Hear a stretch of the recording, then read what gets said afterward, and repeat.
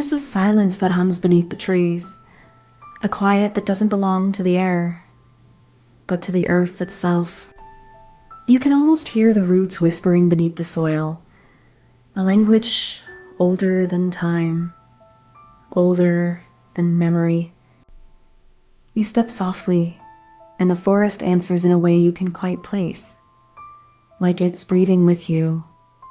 This is not a place of chaos, but of connection. Every leaf, every root, every drop of rain is part of something vast and ancient. It's a living network, not of wires or data, but of life, of memory, of a kind of intelligence that has been growing for millennia. So what exactly are we talking about? It's not just trees and soil. It's a web of life, a silent conversation happening beneath our feet, older than memory. This network isn't made of wires or cables, but of fungi and bacteria, whispering secrets through the earth, connecting every living thing in a shared language.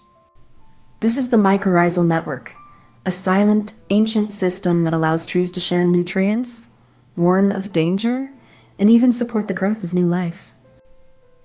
We are part of this network too. Every breath we take, every step we make, is a thread in the great, breathing tapestry of the forest. So when we speak of the forest as a living network, we're not just describing an ecosystem. We're describing a memory, a heartbeat, a shared consciousness that has endured for millennia. You think the forest is just trees and soil, but it's more than that. It's a place where every root and leaf holds a memory, a whisper of life that has passed through before you. When you walk through it, you're not just passing through, it's passing through you. The air carries stories older than your own, and you're part of that quiet, ancient conversation. You might not feel it, but you're part of this network. Your breath, your presence, your footsteps, each one connects you to something vast and alive, something that has been here long before you. In a world that moves fast, the forest is a reminder that some things are meant to be slow, deliberate, and full of meaning. It's not just a place, it's a presence, a keeper of secrets, and a teacher in disguise. So maybe you don't need to care about forests in the way you think you should. But you do care in ways you haven't named. And that's enough. The forest has always been more than just trees. It is a story of roots and branches, of cycles older than memory, and of secrets whispered through the wind. Long before maps or names, the forest was a map of its own, a web of life woven by time, where every leaf and stone has a place in the grand design. We think of history as something written, but the forest remembers. It holds the weight of seasons, the echoes of footsteps, and the silent witness to the passage of time. The same soil that nourished the first trees still feeds the roots of today. The forest is not static. It is a living archive of growth, decay, and renewal. To walk through the forest is to walk through time. Each step connects you to the past, the present, and the quiet promise of what is yet to come. Imagine a forest like a big, quiet conversation. Trees are talking with each other through the ground, sharing secrets and helping one another. When a tree gets hurt, it sends out a message through the roots, like a whisper that others can hear and help with. The forest isn't just trees and soil. It's a family of living things, all connected, all working together to stay safe and healthy. It's like a big, invisible web of love and care, where every part of the forest knows when to help and when to rest. So, the forest is not just a place. It's a living, breathing, thinking network, just like us. The forest begins with a seed, small and unassuming, nestled in the earth where light and shadow meet. It is the first whisper of life, a promise of what is to come. This seed is not alone. It is part of an ancient, unseen conversations, a network of roots and fungi stretching far beyond the reach of our eyes. Each root is a thread in a vast, silent web, carrying messages, nutrients, and warnings between trees, fungi, and the soil itself. This network is not just physical. It is a language, a memory, a heartbeat of the forest, pulsing with the rhythm of life itself. The roots of trees stretch deep, weaving the silent, unseen web beneath the soil.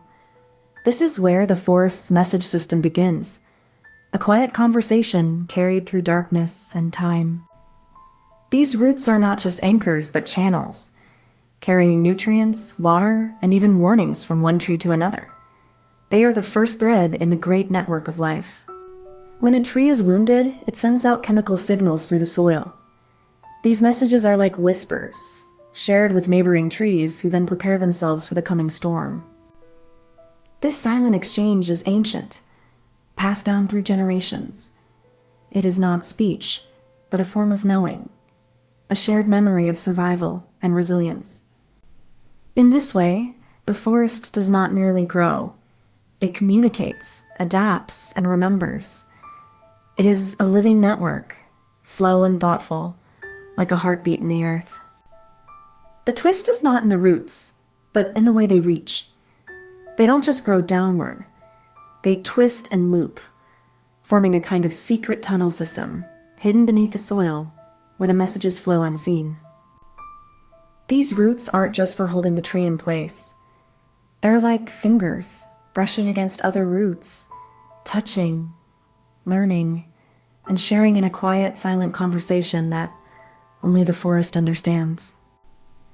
This is where the magic happens, where the trees don't just grow, but connect, and the forest becomes more than a collection of trees. It becomes a mind, a memory, and a shared experience. It's not just about survival, it's about thriving together. The forest is not a place. It's a network. And in that network, every tree, every root, every leaf plays a part in the symphony of life. Beneath the leaves, a hidden pulse beats. Roots intertwine like veins, carrying whispers of nutrients and warnings across the earth.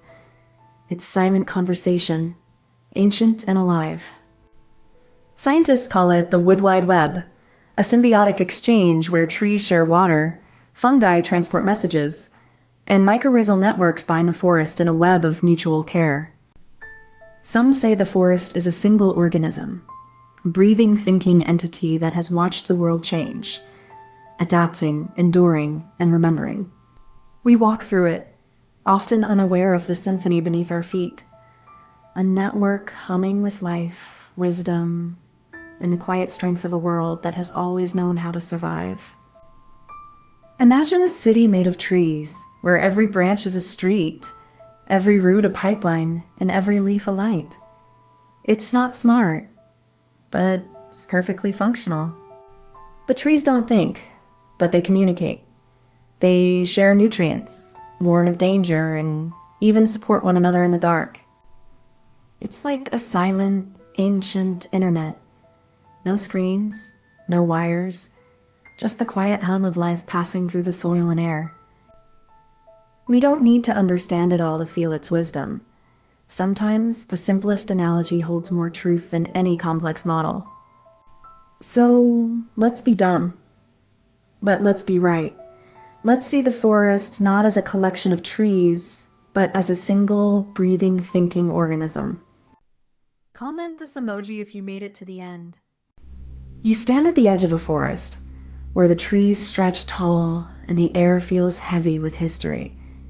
The ground beneath your feet is not just earth, but the memory of everything that has ever lived here.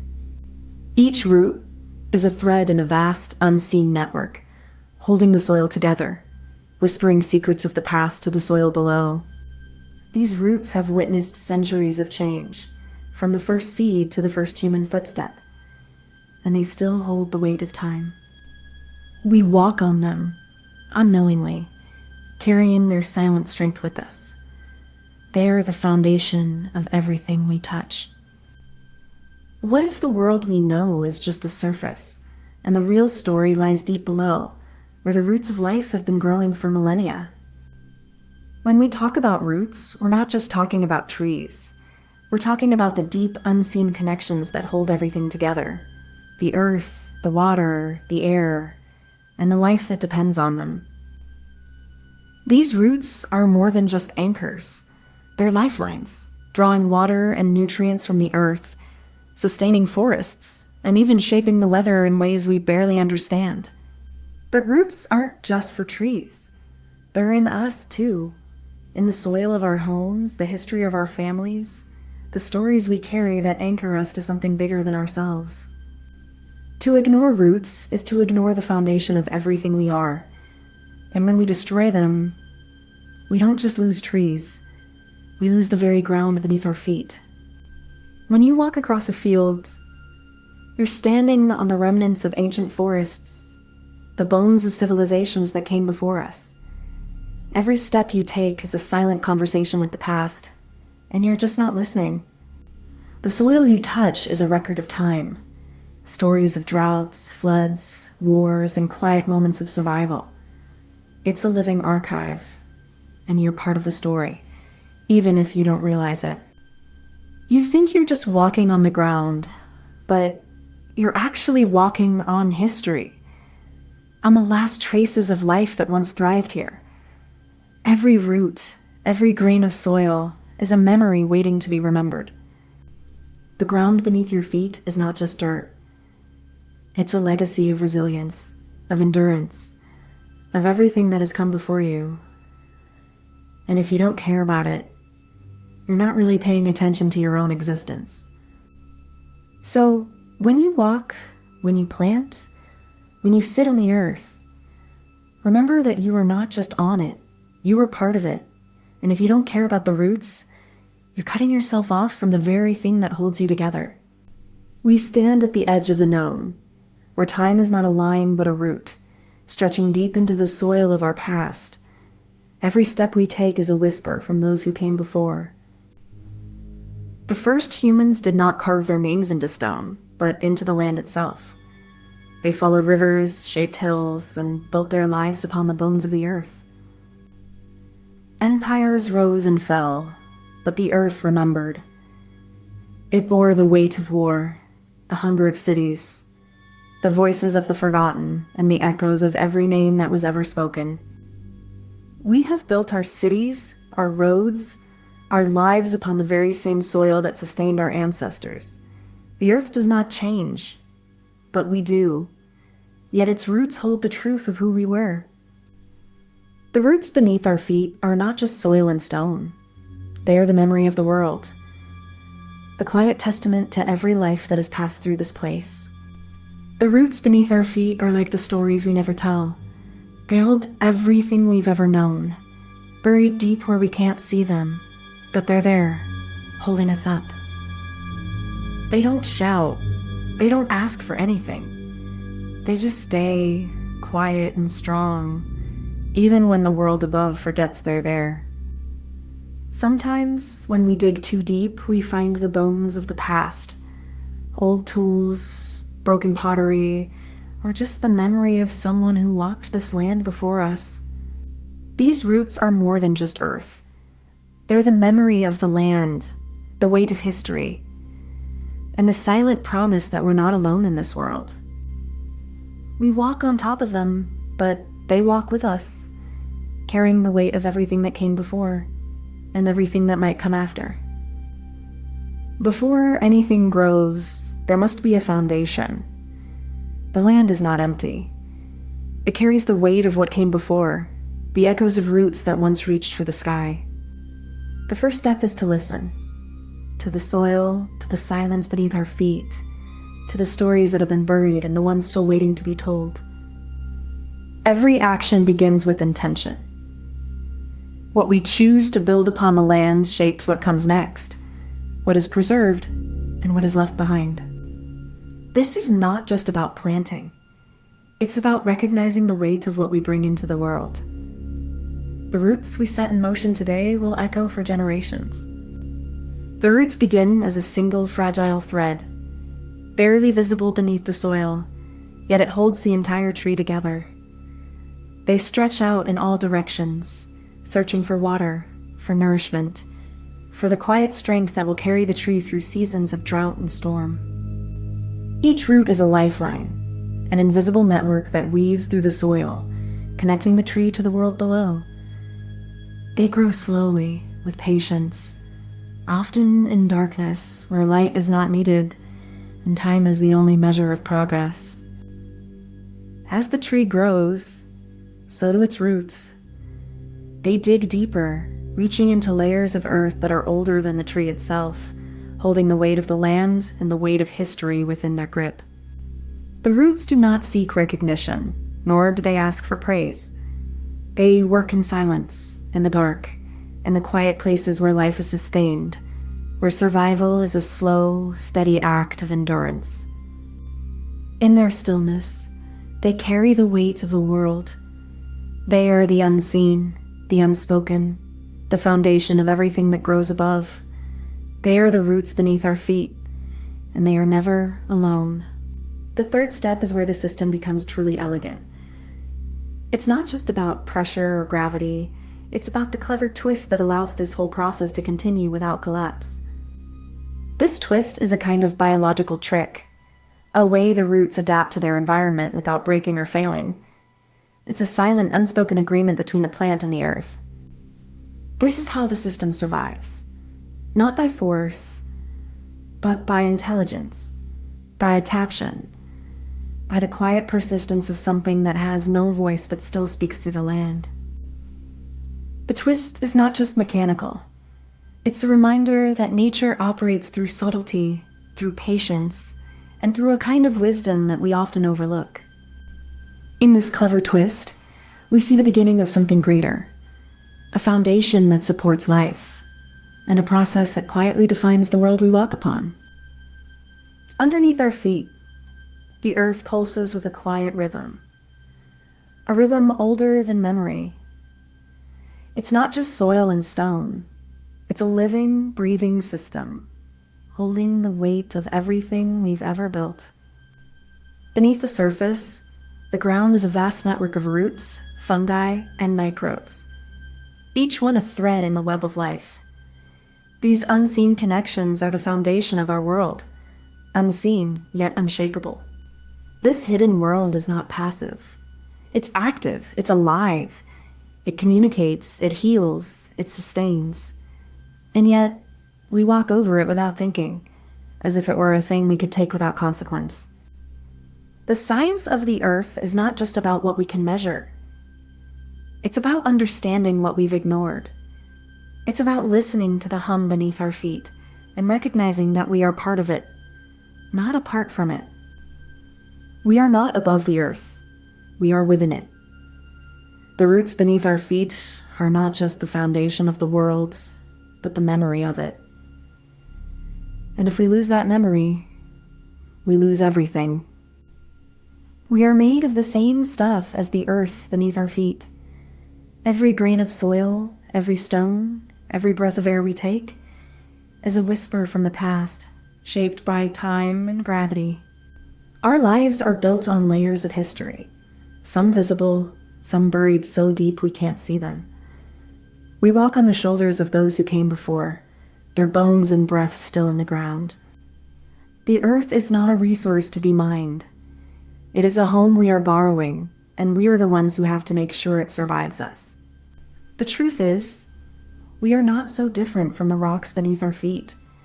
We are made of the same dust, the same time, the same silent, enduring strength.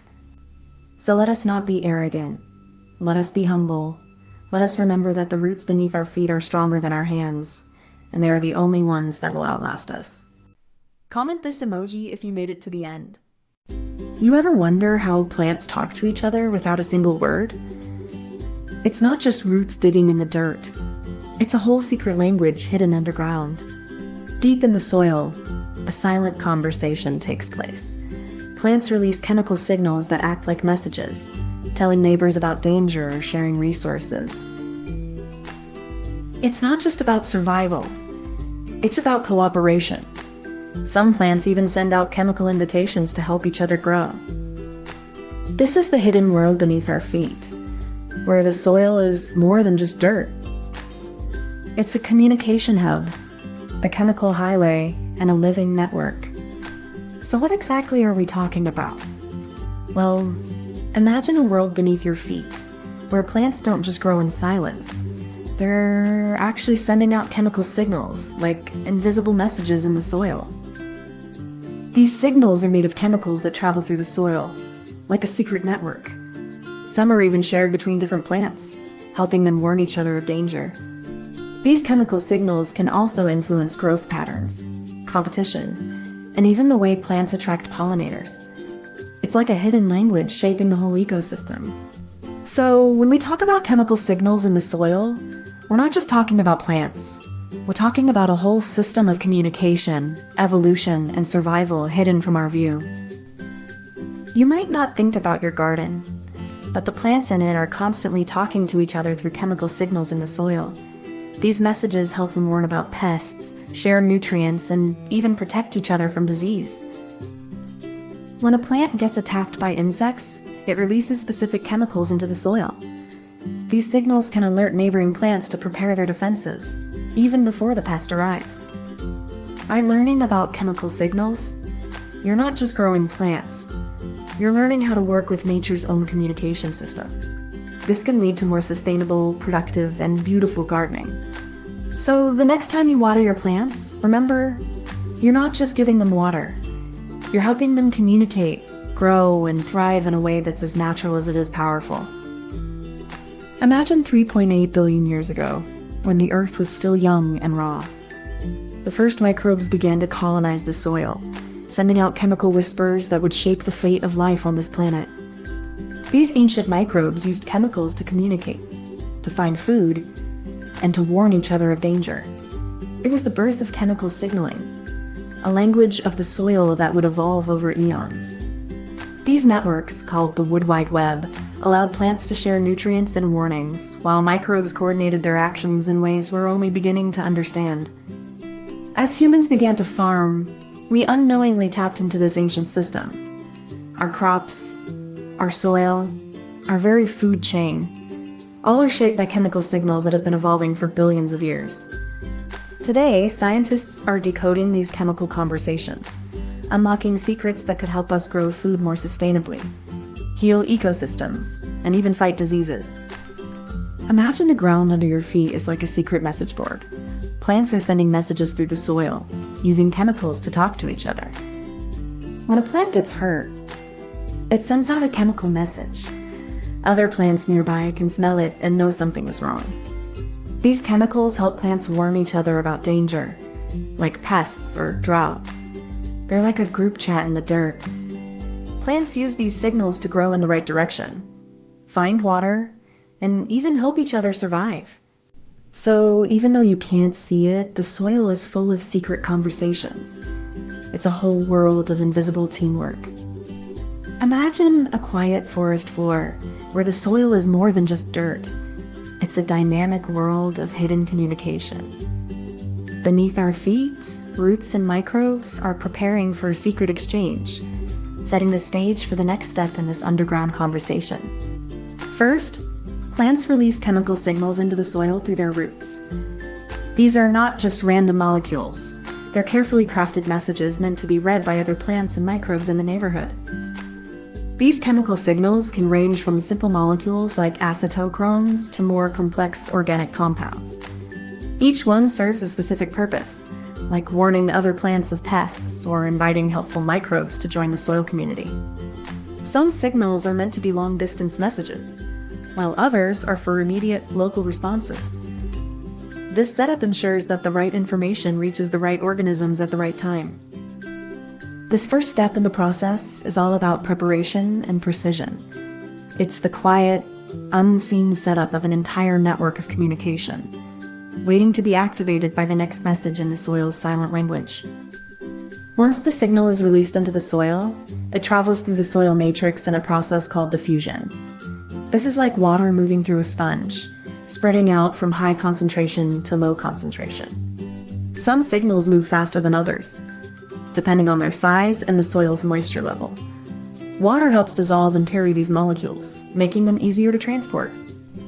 When the signal reaches the target plant root, it binds to specific receptors on the root cell membrane. This is like a key fitting into a lock, triggering a response inside the cell. This binding activates a cascade of chemical reactions inside the cell, similar to turning on a light switch. These reactions lead to changes in gene expression and cellular behavior.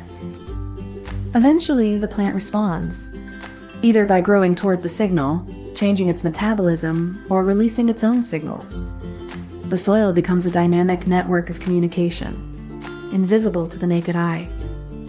Now, here's the clever twist. Some plants don't just release chemicals into the soil. They actually use their roots to send out specific signals in a targeted way, like a secret message. These signals are like a plant's way of whispering to its neighbors, letting them know what kind of threat they're facing and how to respond. It's not just about sending a signal. It's about timing and precision. Some plants even adjust the concentration of their chemicals based on the needs of the receiver. This clever system allows plants to form a sort of underground communication network, where they can warn each other about pests, drought, or even disease. In this way, the soil becomes more than just a medium. It becomes a living, responsive part of the plant's survival strategy. Underneath our feet, the soil is a symphony of chemical signals. Microbes, roots, and even insects communicate through these invisible messages, shaping the very foundation of life on Earth. Plants release specific molecules to warn their neighbors of danger, like when a pest is nearby. These signals can trigger a chain reaction, priming nearby plants to defend themselves. Some of these chemicals are volatile, spreading through the air, while others are slow-moving, carried through the soil like a silent underground internet. These chemical conversations aren't just for plants. They're also key to nutrient cycling, disease resistance, and even the way forests grow and adapt to changing conditions. Understanding these hidden signals could revolutionize agriculture, helping us grow food more sustainably and protect ecosystems in ways we've only just begun to imagine. Imagine the soil is like a giant invisible internet. Plants send out chemical signals through their roots, like sending messages through cables, and other plants receive them, like checking their phone for updates. It's not just about sending messages. These chemical signals can warn neighbors about pests, share information about water, or even tell them when it's time to bloom. So when you walk through a field, you're not just seeing plants. You're witnessing the silent underground conversations happening all around you. And that's why the soil is more than just dirt. It's a vibrant, intelligent network, and we're just beginning to understand it. Comment this emoji if you made it to the end. There's a quiet language in the way leaves fall, like whispers carried on the wind, each one a message from the tree to the earth. You can almost hear the trees talking, their voices soft and slow, speaking in the language of color, shape, and shadow. Each leaf is a sentence, a story, a breath held in time, waiting to be read by those who know how to listen. In the silence between the rustles, there's a kind of poetry, a language older than words, speaking through stillness and motion. To understand the language of leaves is to understand the quiet rhythm of the world, the way nature speaks, not with voice, but with presence. We're talking about more than just the color of a leaf. It's about the quiet, slow conversation between earth and sky, between life and decay. Each leaf is a story written in green, a verse in the poem of the season, a sentence that changes as the days grow shorter.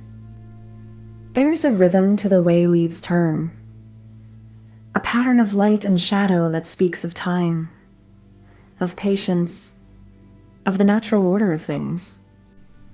In every leaf, there is a kind of memory, a record of the sun's touch, of rain's whisper, of the quiet work of becoming and unbecoming. It's not just about what leaves do, but how they do it. with the stillness of the earth, the wisdom of the sky, and the silence of the moment. There is a quiet truth in the way leaves fall. They carry your story, even if you never saw them fall. When you walk through the woods, you're not just passing through trees. You're reading a language older than your own. You may not speak the language of leaves, but you listen. In the rustle, in the rust, in the whisper of seasons. Every fallen leaf is a message, a sign that you are part of something much larger, much older, and much wiser. To care about leaves is to care about the quiet, the slow, the sacred, the things you rarely name, but always feel. In a single moment, a leaf can hold the memory of 1,000 seasons. Its veins map the path of time. Its edges whisper the stories of storms and sun. From the first breath of spring to the last sigh of winter, leaves have spoken in a language older than words. They have sung to the earth and danced with the wind. In ancient forests, leaves were the first to greet the dawn, their color shifting with the light like a living painting. They have seen the rise and fall of empires, the passing of ages. They fell, they fell, they fell. Each leaf a silent messenger, a token of change. They carried the weight of time, and in their descent, they taught us how to let go. And still, they return. In the spring, the leaves rise again, not as echoes, but as living words, written in the language of the earth, spoken in the silence between the trees. Imagine leaves are like tiny hands, waving goodbye when the wind blows. They whisper secrets to the trees, and the trees listen with their roots. When the leaves fall, they don't disappear. They become blankets for the earth, cozy and warm, waiting for spring to come back. When you look at a tree, you're really looking at a conversation. Leaves are the words, and the wind is the voice that carries them. So next time you see a leaf, ask yourself, what is it saying? Maybe it's telling you to slow down, or to remember something beautiful. The first step begins with a quiet morning, when the world is still and the air holds its breath.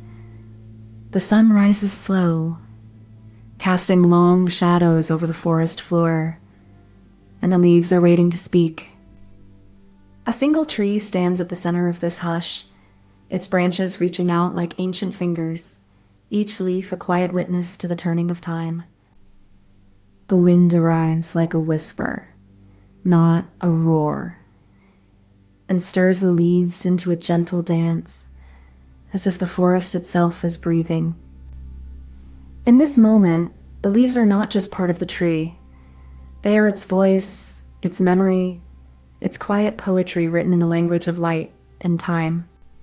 When the wind moves through the canopy, it stirs the leaves like whispers in a shared language. Each one listens, each one responds, as if the forest itself is breathing in unison. The leaves, though separate, are part of a larger conversation. Each movement a word, each flutter a pause, each drop of rain a punctuation mark in the silent dialogue of the trees. The tree doesn't speak, but it listens.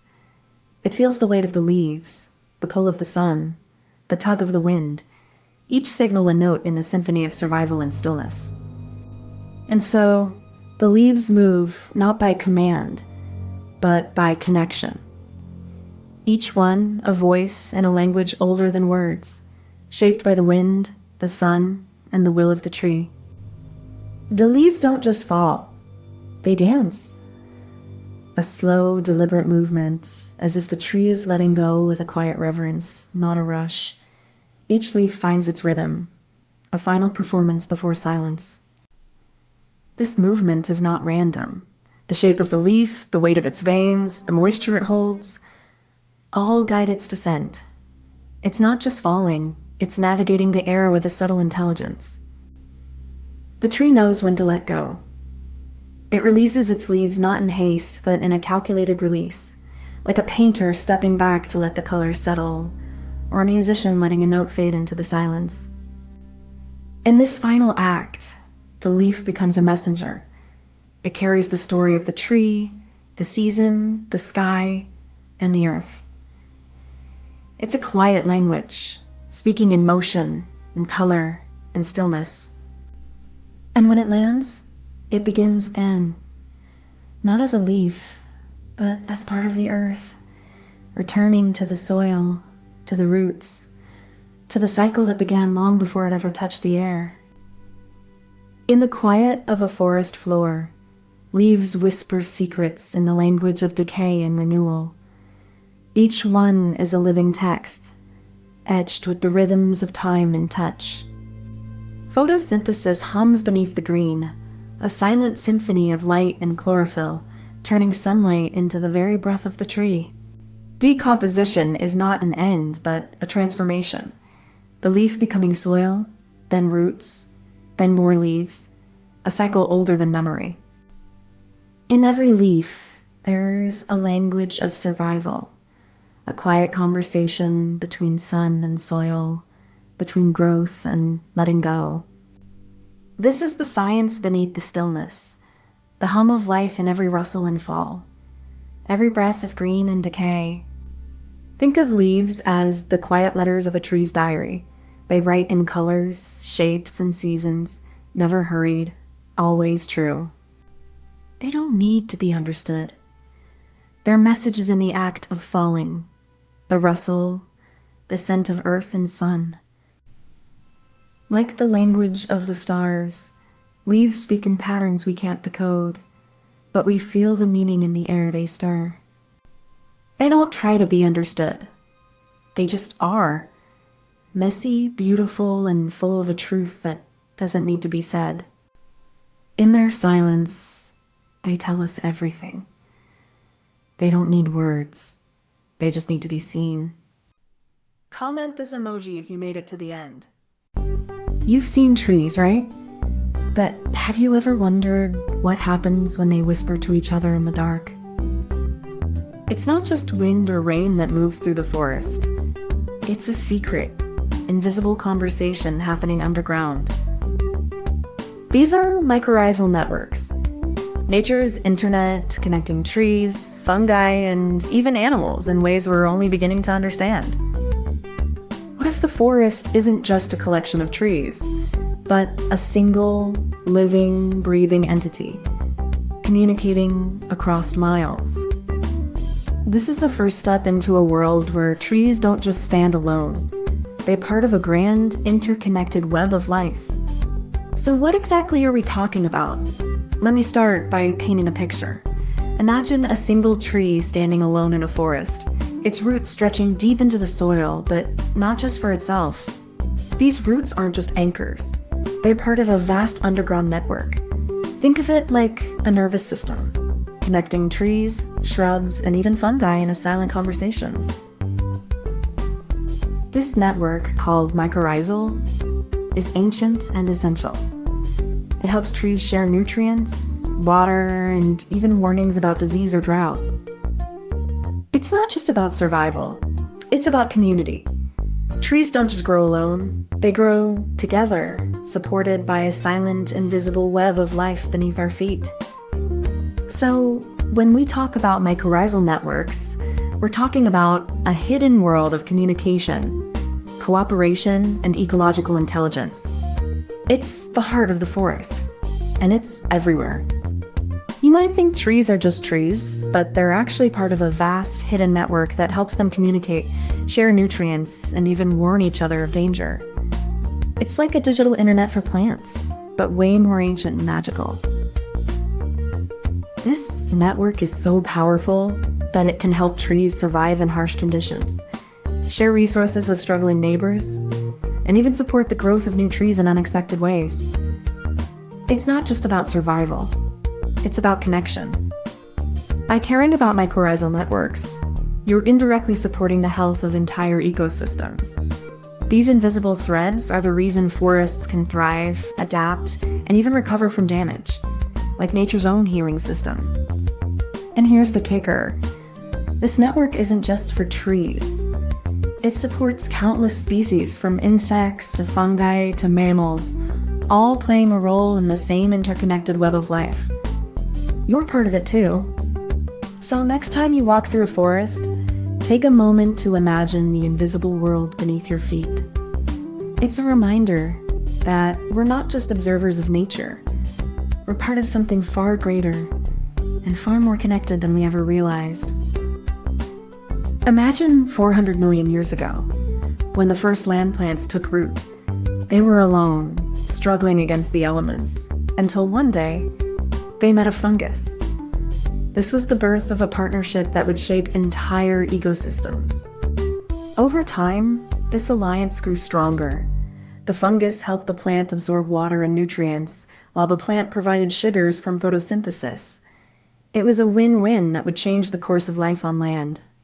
Scientists have only recently begun to understand the full extent of this ancient communication. Today, we call it the Wood Wide Web, a silent but powerful network that has shaped our planet for millennia.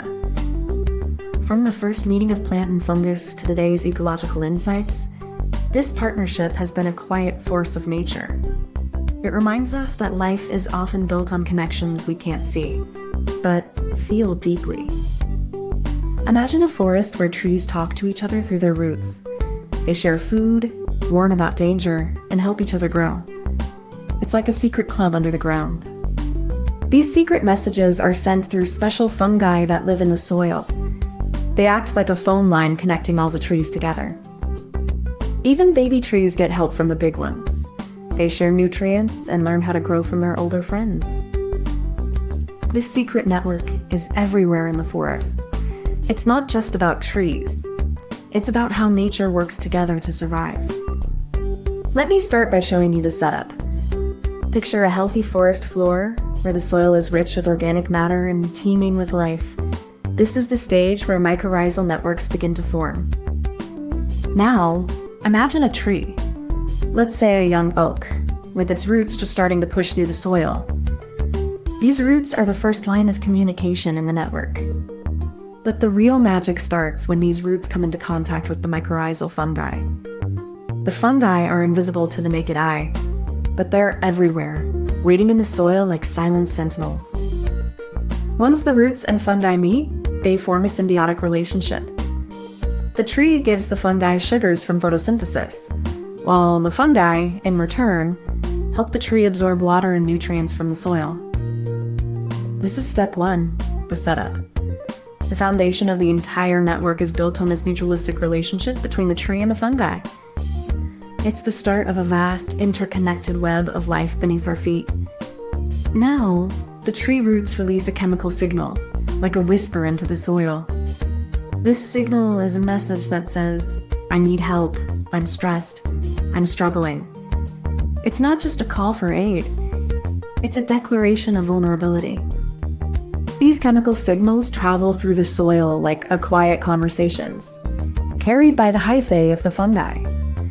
They're not loud, but they're powerful, reaching out to other trees in need. When a neighboring tree receives this signal, it responds by sending out its own resources, water, sugars, and even nutrients it has stored. It's a mutual aid system, not just a one-way handout. This exchange isn't just about survival. It's about cooperation. Trees share not just what they have, but what they need, creating a network of care and resilience across the forest floor. The mycorrhizal network is a reminder that in nature, even the most isolated organisms are part of a larger, interconnected web. Every tree is a node in this silent, ancient conversations. Now,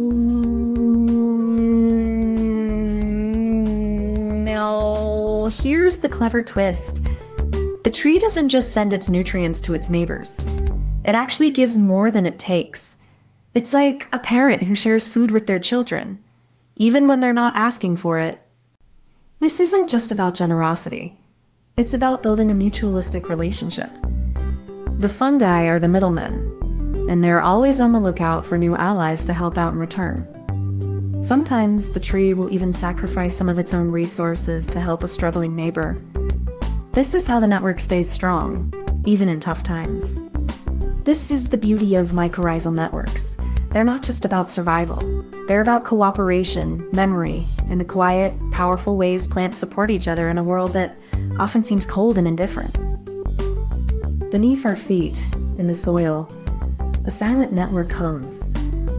It's not just roots. It's a web of fungal threads that stretch and connect, like a nervous system for the forest itself.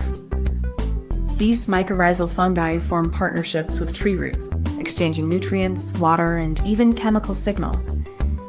It's not just survival, it's communication.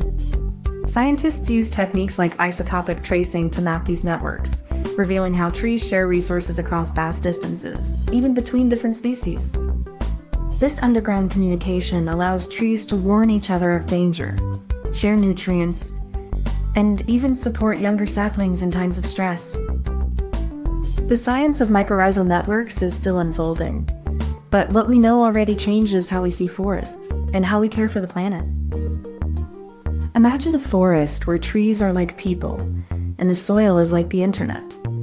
Each tree connects to others through underground threads, sharing nutrients and even warnings. These connections are made by fungi, which act as the nervous system of the forest, passing messages and resources between trees, even across great distances. This network is so efficient, it can even warn other trees of danger, like insect attacks or drought, giving them a head start in defending themselves. It's a reminder that no tree stands alone.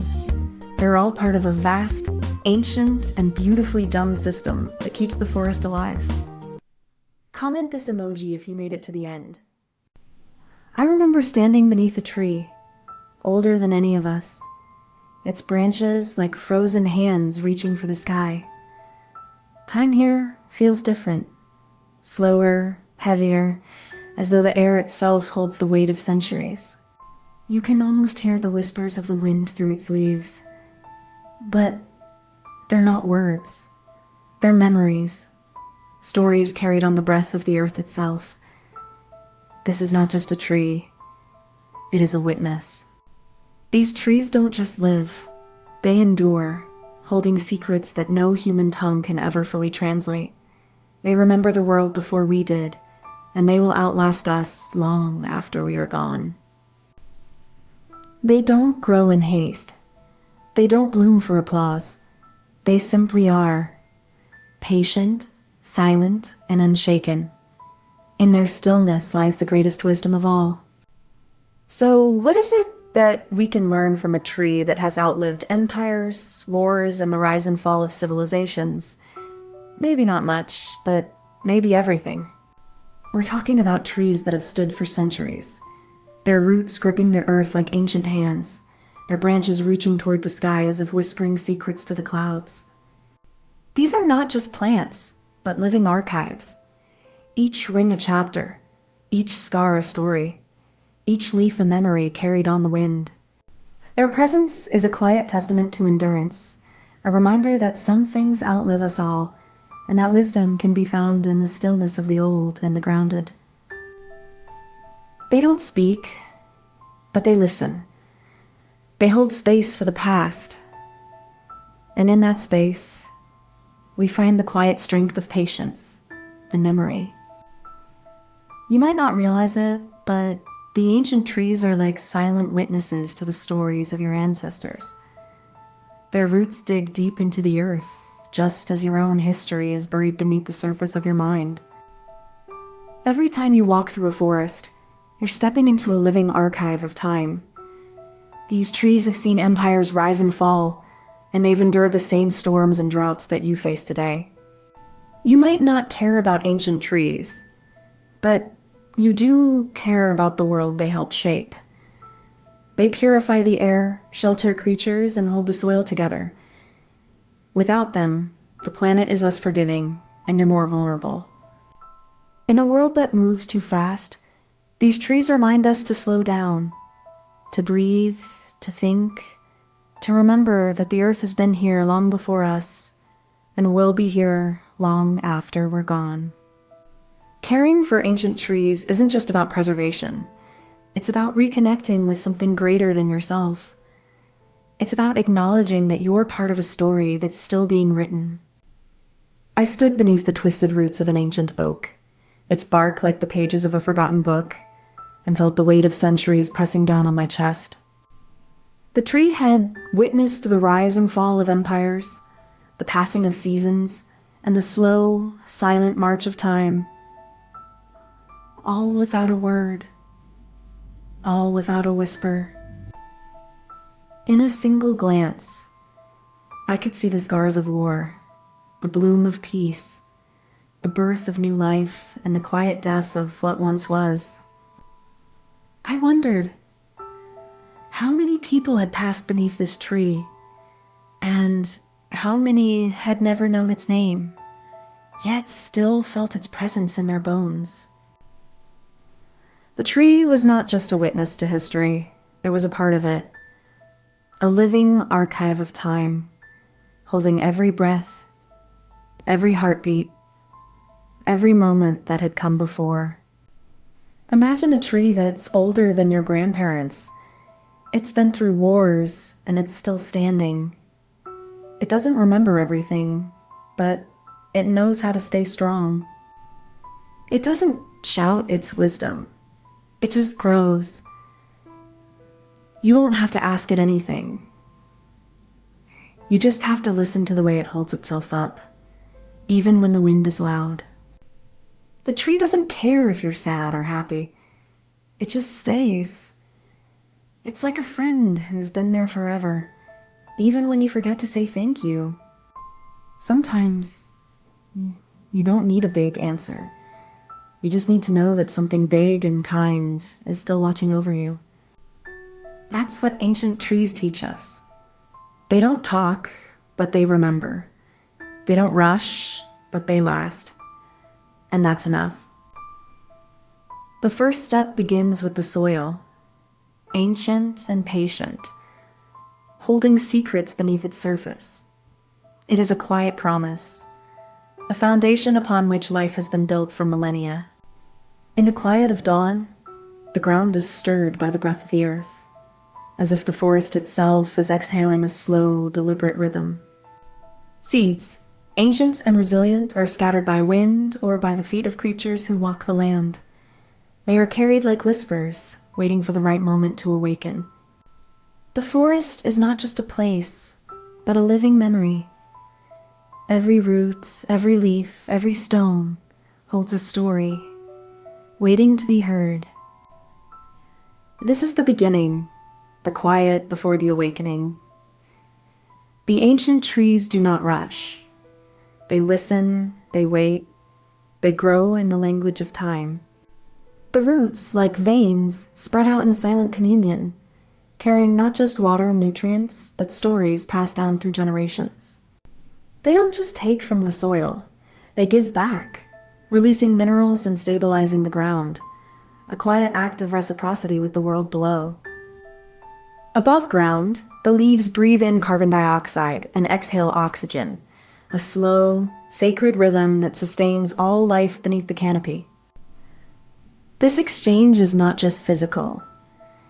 It is a kind of memory, a living archive of the tree's experience, encoded in the very structure of its being. Each tree, in its own way, is both a giver and a receiver, a participant in a vast, unseen conversation that has lasted for centuries. The clever twist begins when the roots, no longer just anchors, start to reach beyond the familiar. They stretch, not to grasp, but to connect, to whisper across distances, to hold hands with the forgotten. This is not a mere exchange of nutrients. It is a language of signals, a quiet conversation held in the dark, where the trees share warnings of drought, of disease, of the coming storm. The twist lies in their ability to remember, to recall the paths of their ancestors, the roots of their kind, the way the earth has shifted, the ways the sky has turned. They do not just live in the present. They carry the past within them, and in doing so, they shape the future. Unseen but undeniable, like the slow turn of the earth. This is the clever twist of ancient trees. They do not simply grow, They grow with wisdom, with memory, with a quiet understanding that they are not alone and never have been. Beneath the bark, a quiet language lives. The roots whisper secrets to the earth, a network older than time itself.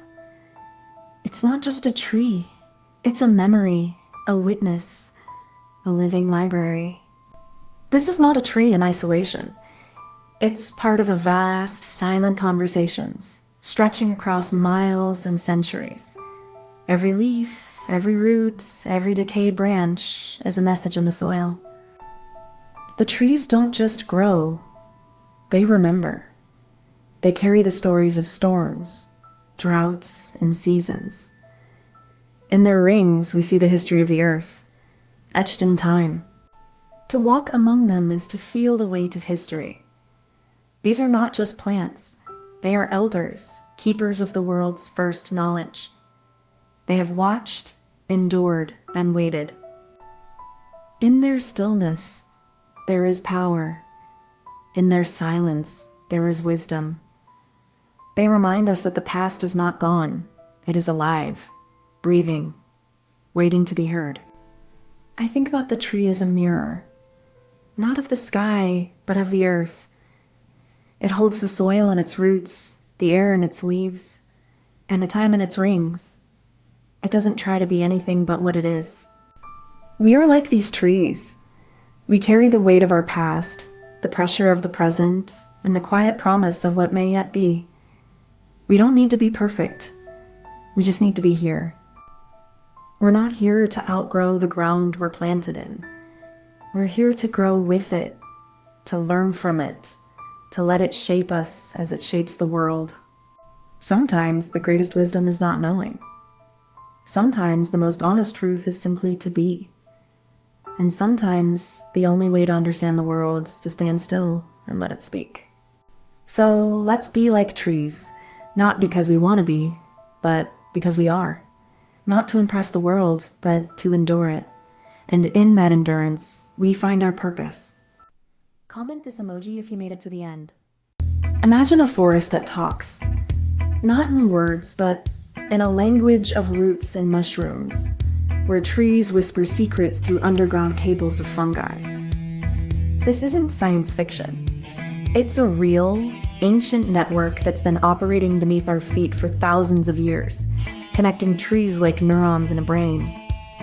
Fungi are not just decomposers. They're the silent architects of the forest, building bridges between plants and acting as both messengers and lifelines. So next time you walk through a forest, remember, you're not just seeing trees. You're witnessing a living, breathing conversations that has shaped entire ecosystems. So what exactly are we talking about? Fungi are more than just decomposers. They're the silent architects of the forest floor, weaving a vast, unseen network beneath our feet. This network, made of fungal threads called mycelium, connects trees and plants in a way that defies our understanding of plant communication. This allows trees to share nutrients, warn each other of danger, and even support struggling neighbors in times of stress. It's not just about survival, it's about cooperation, a kind of ecological intelligence that's been unfolding for millions of years. So when we talk about fungi and forests, we're really talking about a living, breathing internet of the natural world.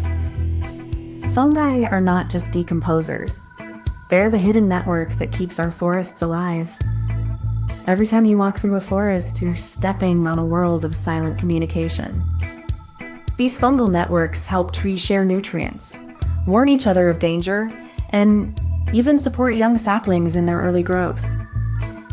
It's like a digital nervous system for the entire forest. When we destroy fungi, we're not just removing mushrooms. We're dismantling an ancient, intelligent system that helps forests survive climate change and disease. Protecting fungi is protecting the resilience of our forests. They're not just part of the ecosystem, they're the glue that holds it together. So the next time you take a walk in the woods, remember, the forest is alive with conversations, and you are part of it. It's all happening under your feet. Let's rewind to the Carboniferous. 300 million years ago.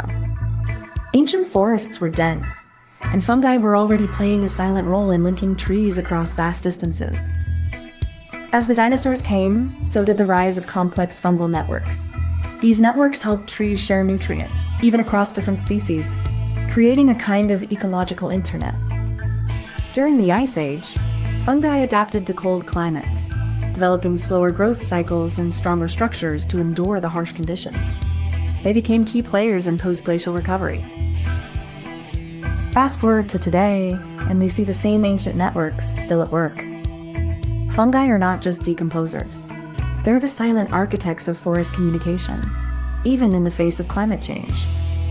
From the Carboniferous to now, fungi have been the unseen threads in the fabric of forest life, connecting, adapting, and enduring through every era of Earth's history. Imagine your tree friends are connected by a secret walkie-talkie. They talk through special wires under the ground, sharing secrets like, "There's a bug nearby," or "I'm thirsty for water." These wires are made of fungi, and they're super strong. They help the trees share food, warn each other about danger, and even help sick trees get better. It's like a big, invisible team of friends working together in the forest. They all help each other survive, even when they're not even touching. So next time you walk through the woods, remember there's a whole secret club of fungi helping everything grow and stay safe. Before any communication can happen, the forest needs a network. This starts with a group of fungi that grow underground, forming a vast web of hyphae that connects the roots of many trees. These hyphae are like the cables of a city's internet, linking trees of different species across vast distances beneath the forest floor. Some of these signals warn of danger, like insect attacks or drought, allowing trees to prepare their defenses before they're even threatened. Other signals can share nutrients or even help trees communicate the presence of beneficial microbes in the soil. This is the foundation of the forest's communication system. Simple, invisible, and incredibly powerful. Once the mycelium is established, it forms an intricate network of hyphae that stretch through the soil like a silent, underground city. These hyphae are not just structural. They're packed with specialized cells that act as the forest's nervous system. The mycelium can detect chemical signals released by trees, like hormones and organic compounds, which serve as messages. These signals are like a language, allowing trees to warn each other of danger or share resources. Some of these chemical signals are even able to trigger responses in neighboring trees, such as closing their stomata to conserve water, or redirecting nutrients to stressed areas. This is how the forest communicates in real time. This exchange isn't just about survival. It's a form of cooperation, where the mycelium acts as both a messenger and a mediator. It ensures the forest functions as a single, unified system, not just a collection of individual trees. This network is so advanced that scientists have even referred to it as the Wood Wide Web, a term that captures both the complexity and the interconnectedness of forest life. Once the fungal network detects a threat, it doesn't just send a warning. It also shares the specific chemical signature of the danger itself. This is how the forest learns to recognize and respond to threats more effectively over time. This chemical message is like a molecular fingerprint, allowing other trees to identify the exact type of threat they are facing, be it a pathogen, insect, or even a drought. This is a form of biochemical memory. Fungi help trees store information about past threats, so they can respond faster the next time they are attacked. In this way, the forest becomes a collective intelligence, where the fungal network is both the messenger and the memory, guiding the entire ecosystem through danger and survival. Underneath the forest floor, a hidden network thrives. Fungi have evolved to connect trees through their mycelium, forming an underground web that shares nutrients and signals. This is not just a physical connection. It's a biochemical highway. Fungi can send chemical messages through the soil, warning neighboring trees of disease or drought. The mycelium acts as a mediator, translating the language of the trees and even helping them survive in harsh conditions. This is not just survival. It's a form of symbiotic intelligence. This fungal communication is still being unraveled. But it's clear that the forest is not just a collection of trees, it's a living, interconnected intelligence, built on a foundation of fungi. Imagine a forest as a giant brain, and the fungi are the neurons connecting it all. They don't just grow in the soil, they form an intricate web, passing messages, nutrients, and warnings between trees like a nervous system. This isn't a fancy computer network. It's a kind of biological internet, built over thousands of years. Fungi share information in real time, helping trees survive disease, drought, or even attack invasive species. It's like a city of trees communicating through a vast underground network, where the fungi are the cables and the trees are the devices. No one built it, but it works beautifully. So next time you walk through a forest, think of it as a living, breathing, and deeply connected organism. Fungi are the unsung heroes, making the entire system work in harmony. It's not magic. It's biology. And it's more complex, more beautiful, and more connected than we ever imagined. Comment this emoji if you made it to the end. I've stood under trees for years, but never once did I think about what they remember. These trees have seen centuries of change. Seasons, storms, droughts, and even human hands. And yet, they carry more than just memories. They carry the weight of the world. In their rings, we can see the scars of fire, the echoes of ice, and the pulse of life itself. They remember the cold, the heat, the silence of deforestation. And they still stand. What do they hold in their roots? What do they whisper to the soil beneath? We're talking about trees as living archives, storing memories not in books, but in rings, in bark, in the very structure of their being. They don't forget the storms, the droughts, the fires that once scorched their roots. Each ring tells a story of survival, of resilience, of a slow, patient adaptation to the world around it. But trees don't just remember. They respond, often in ways we can even see. Environmental stress isn't just a threat to trees. It's a force that reshapes them. It doesn't just break them. It bends them, stretches them, forces them to grow in directions they never intended. This isn't just about trees. It's about memory itself. Trees remember in ways that challenge our understanding of time, of survival, of what it means to endure. When we talk about environmental stress, we're not just talking about a changing climate. We're talking about a world that is rewriting its own history, and trees are the only ones who are listening. Do you think trees are just part of the scenery, that they're holding memories of every storm, every drought, every human footprint? They're not just plants. They're witnesses to time, and you part of that story. When you walk through a forest, you're not just seeing trees. You're walking through a history of resilience. Each ring is a year, each scar a battle. They remember what you forget. Environmental stress isn't just about climate. It's about losing the stories that trees hold. Without them, we lose a part of our own memory, a part of our shared human experience.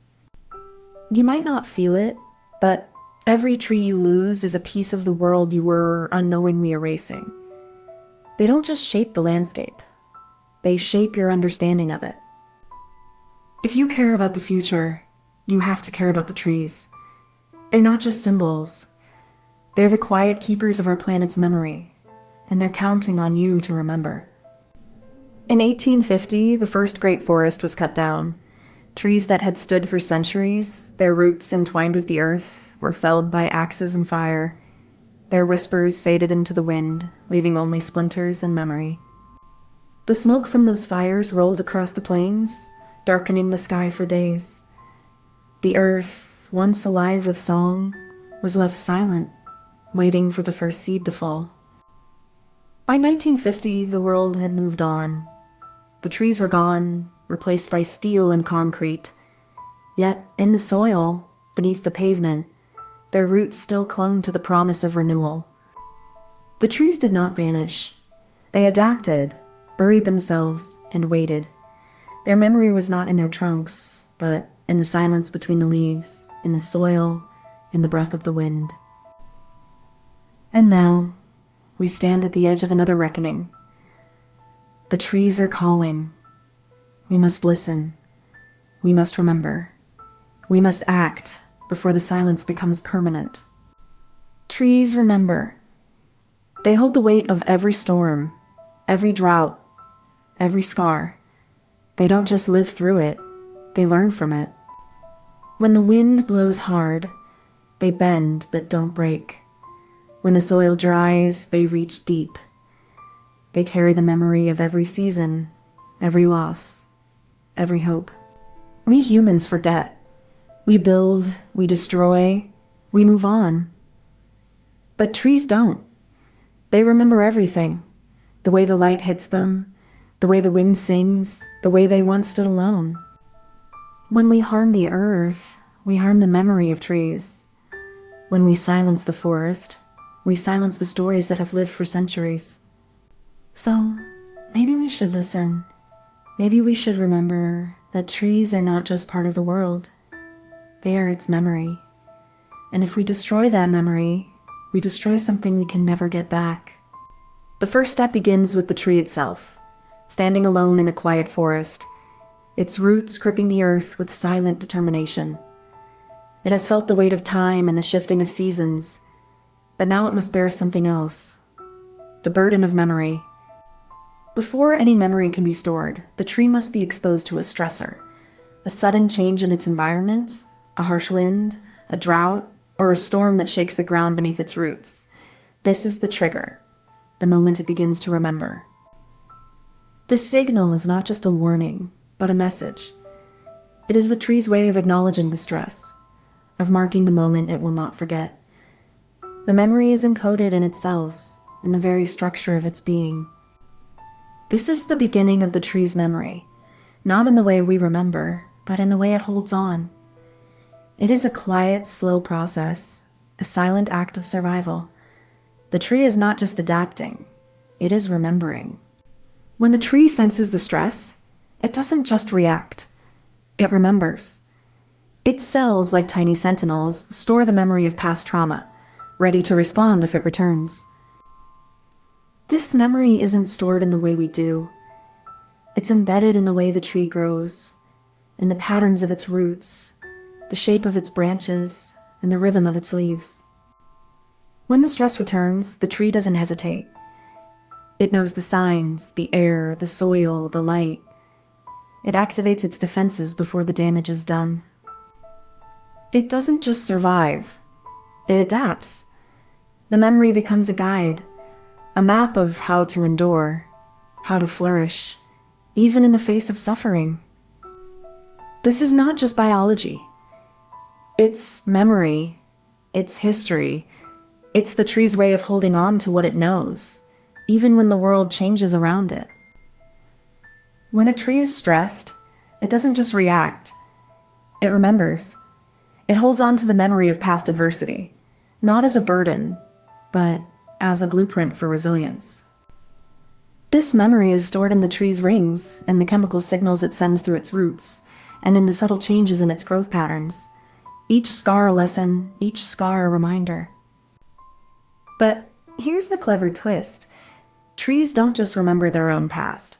They share their memories with others through a network of fungal threads that weave them together into an ancient living archive.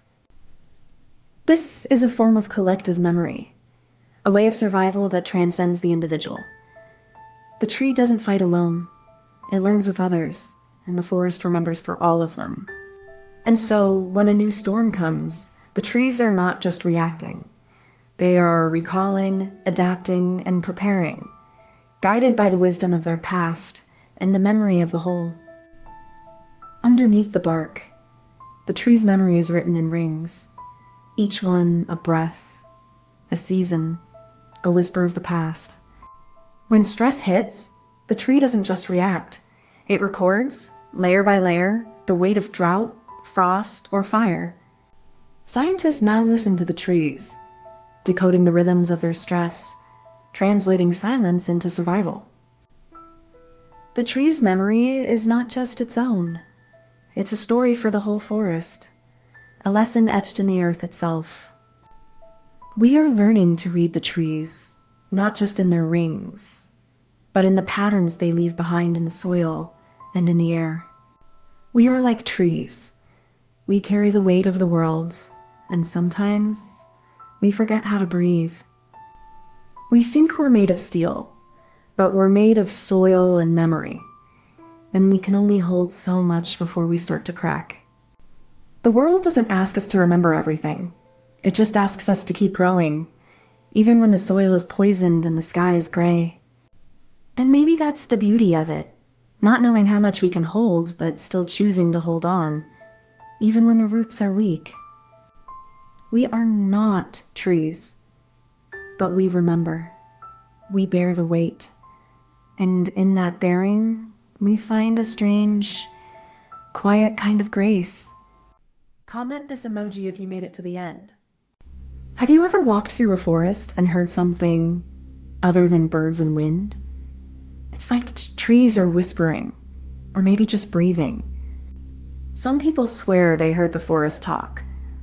Low, resonant hums, or even rhythmic tapping, like a heartbeat in the woods.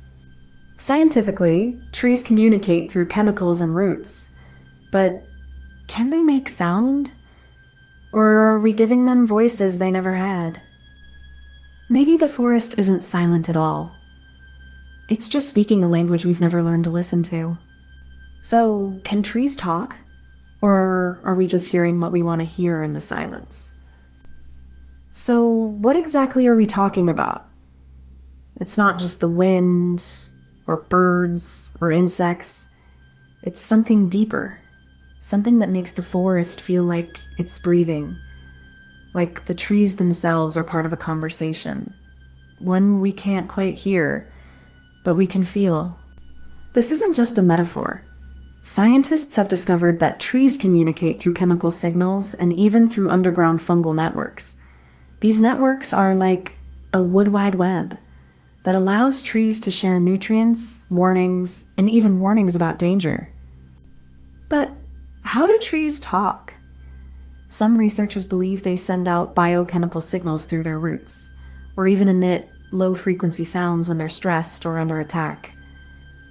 It's like a language of vibration and chemistry, just not one we can hear with our ears.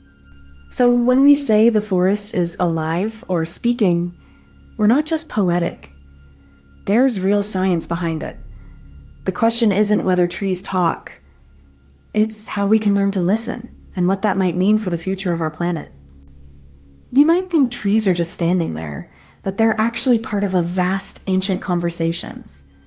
Every rustle, every creak, every whisper is a note in a symphony you've never heard. But you're part of it. When you walk through a forest, you're not just passing through a place. You're stepping into a world that's been communicating for millennia. It's like being in a living archive of wisdom, and you're the only one who knows it's there. Trees don't just talk to each other. They talk to the soil, the wind, the animals, even the rain. And somehow, they've been learning to talk to us too, through the language of their roots and the rhythm of their leaves. You might not hear it, but you're part of those conversations. Every breath you take, every step you make, you're contributing to a dialogue that's older than civilization, and it's waiting for you to listen. So next time you walk through the woods, remember, you're not just visiting a place. You're participating in a conversation that's been going on for thousands of years, and it's waiting for you to be part of it. Let me take you back to the 1800s, when scientists first started asking if trees could communicate. It was a time of wonder and curiosity, where the forest was more than just trees. It was a mystery waiting to be solved. In the early 20th century, a German botanist named Fritz Pfeffer proposed that trees might send chemical signals through the soil. His ideas were radical, almost poetic, for their time. Then, in the 1980s, a group of scientists in Switzerland began measuring the vibrations in the forest floor. They found patterns that hinted at a kind of hidden conversation happening beneath our feet. Fast forward to the 2010s, and we're using advanced sensors and AI to decode the language of the trees. It's like listening to a symphony that's been hidden for centuries, and we're just beginning to hear the first notes. Every time we look deeper, the forest reveals more, not just as a collection of trees, but as a living, breathing network. It's not just about what trees can do, it's about how they've always been speaking in ways we're only now learning to understand. Imagine you're a forest, and the trees are whispering to each other. They don't use words, but they use sounds that only the forest can hear. When a tree is hurt, it makes a sound like a squeak. It's like when you bend a toy stick and it makes a noise. The other trees hear it and help. Some people say the forest is alive. It doesn't talk like we do, but it makes sounds that show it's listening and feeling. So when you hear the forest, maybe you're hearing the trees talking, just not in words. They're sharing secrets in a language only the forest understands. So how do we even start listening to trees? It begins with a simple setup: a microphone, some wires, and a quiet spot in the woods. The first step is to connect the microphone to a sound recorder, and then place it carefully near the trees. But not just any microphone will do. We need one that can pick up the faintest vibrations, like whispers in the wind. And we have to make sure it's not disturbed by outside noise, like birds or insects. Once the setup is ready, we wait. The forest is a patient place, and it takes time for the sounds to reveal themselves. Sometimes the first few minutes are silent, but then something begins to stir. We record for hours, sometimes days, letting the forest speak in its own rhythm. And then we listen, not just with our ears, but with our hearts, trying to understand what the trees are trying to tell us. This setup is just the beginning. The real magic happens when the recording starts. It's like opening a door to a world that's been waiting to be heard. So once the tree is wounded, it starts producing these chemicals, like a message in a bottle. But how does it send that message through the forest? These chemicals travel through the tree's vascular system, which is like a network of tubes running through its body.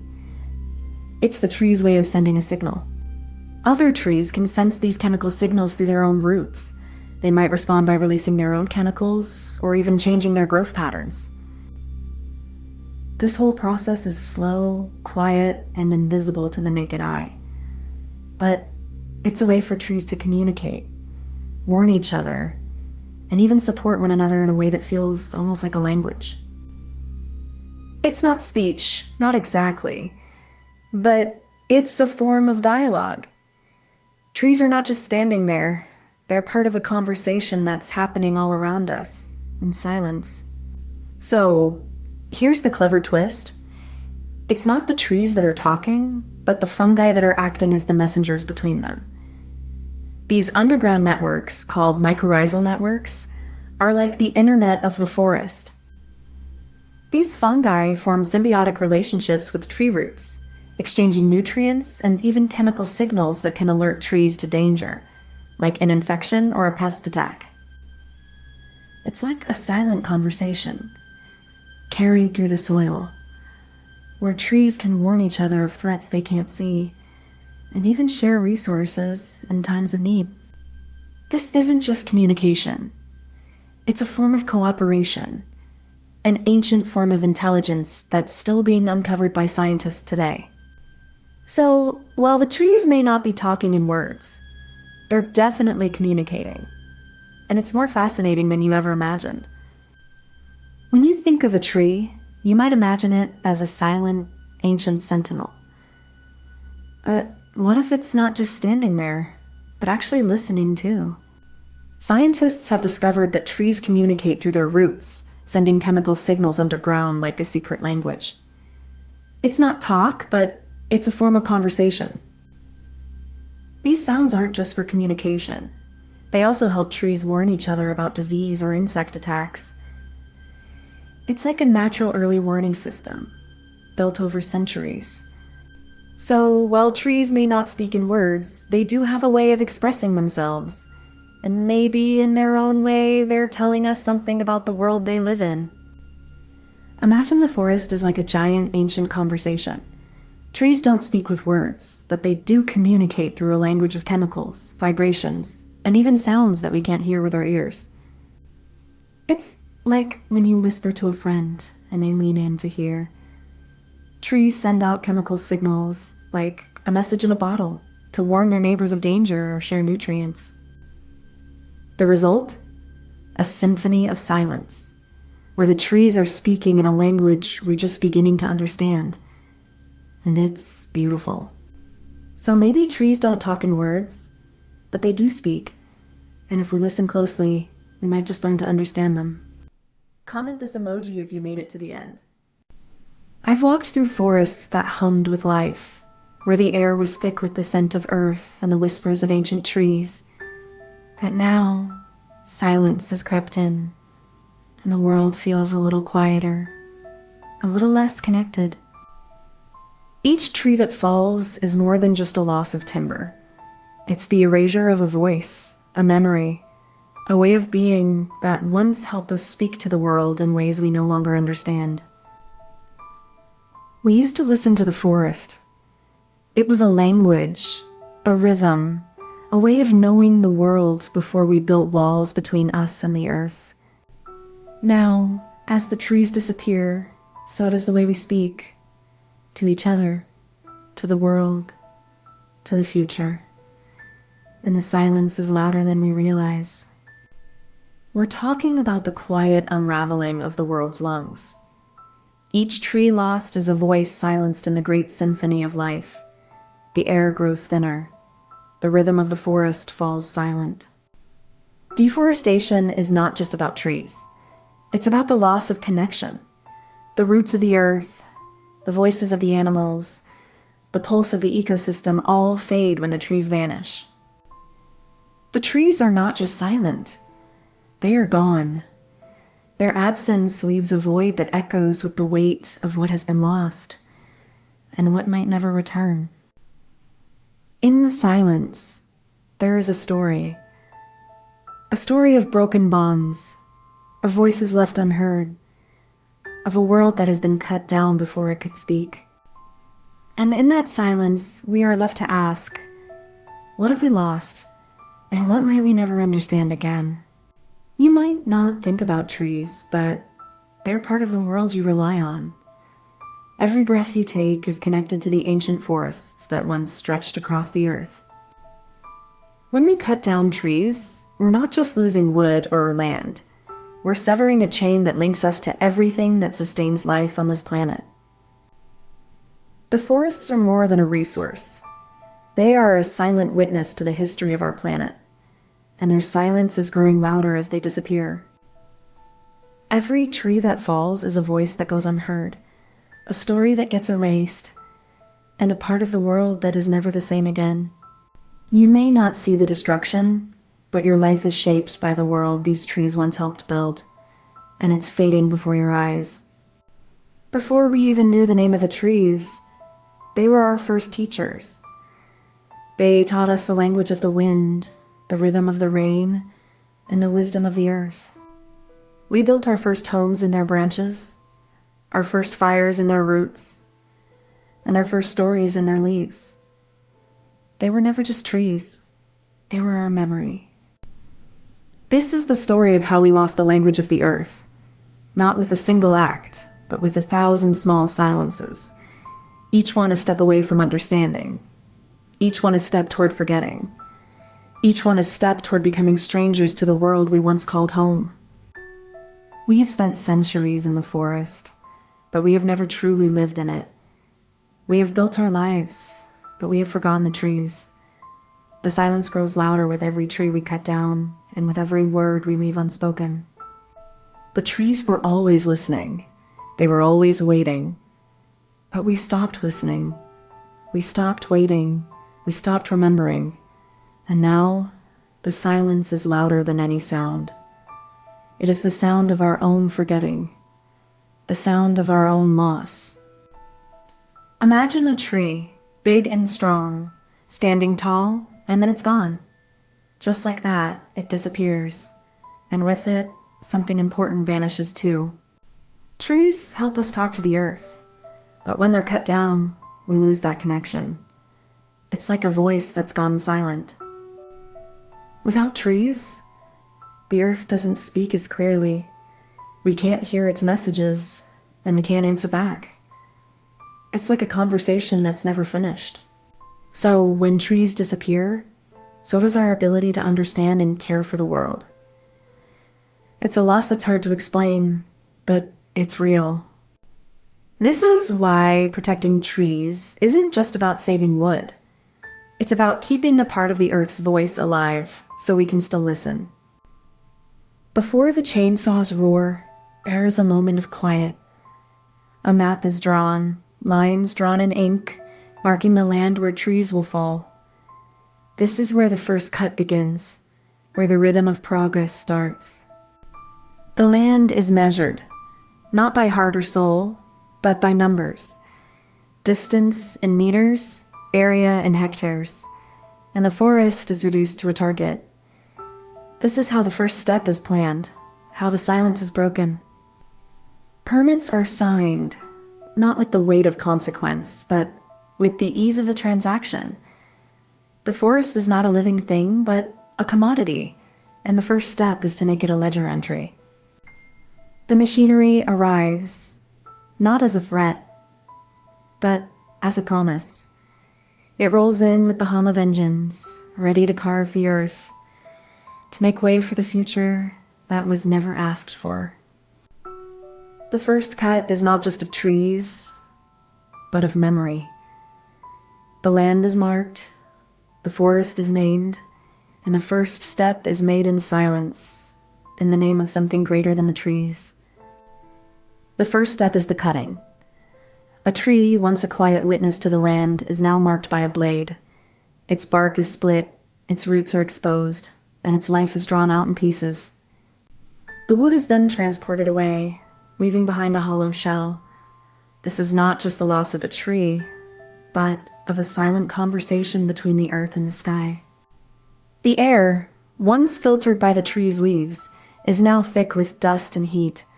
The wind moves without purpose, carrying away the memory of the tree's presence. In this silence, the forest loses its voice. It can no longer speak through the rustling of leaves, the call of birds, or the whisper of the wind. It is left to speak only through absence. The trees don't just vanish. They fall in a way that echoes through the land. A single felled tree sends ripples through the forest floor, disturbing the roots of others, disrupting the silent conversations that have been happening for centuries. This isn't just destruction. It's a breakdown of a complex network.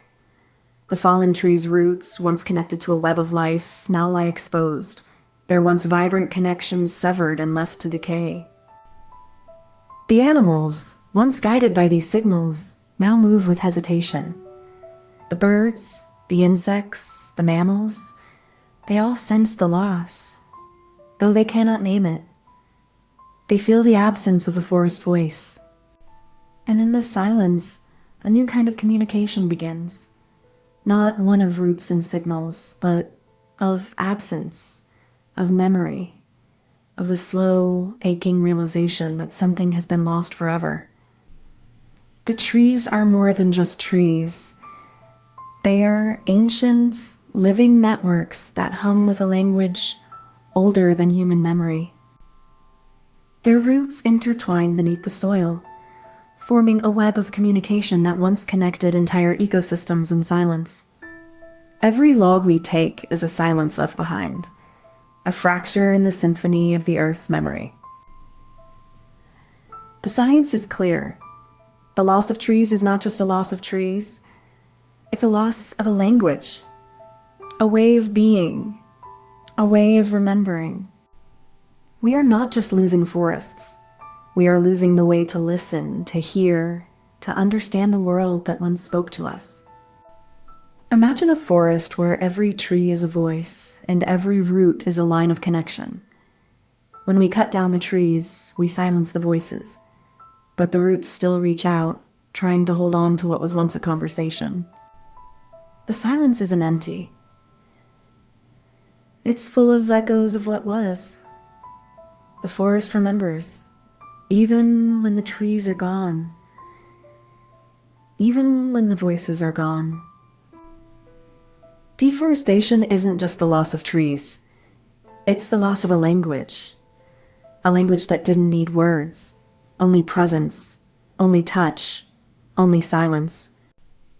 In the end, we are the ones who are lost.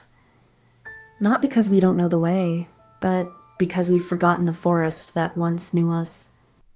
Comment this emoji if you made it to the end. In a world that moves too fast, there's a place where time slows down. A forest that whispers secrets older than human memory. It's not just trees and leaves. This is a living, breathing network of life, where every root and leaf plays a role in the great cycle of survival. The question is no longer whether we should protect forests. It's whether we can afford to ignore them.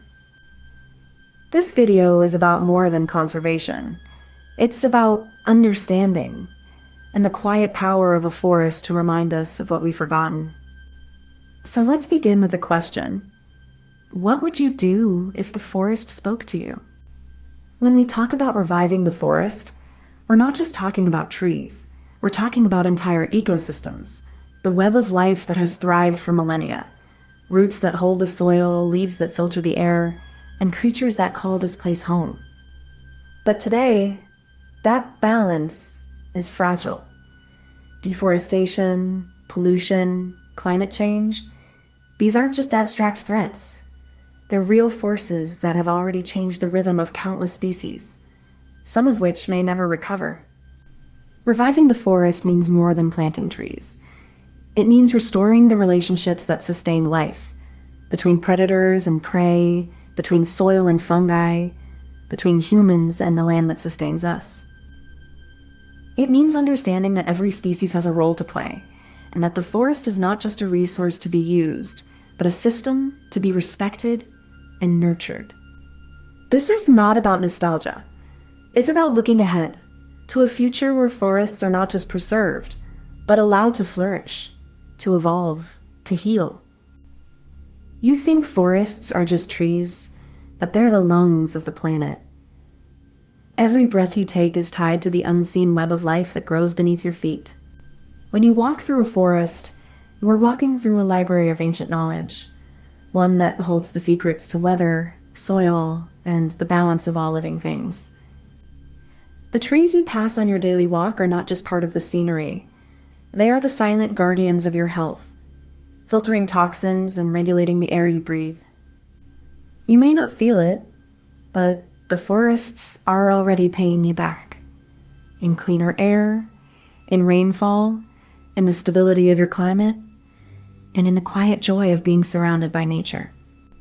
To ignore the forest is to ignore the very foundation of your existence. And in doing so, you're slowly cutting the roots of your own future. The first recorded efforts to protect forests date back to ancient civilizations, where sacred groves were preserved for spiritual and ecological reasons.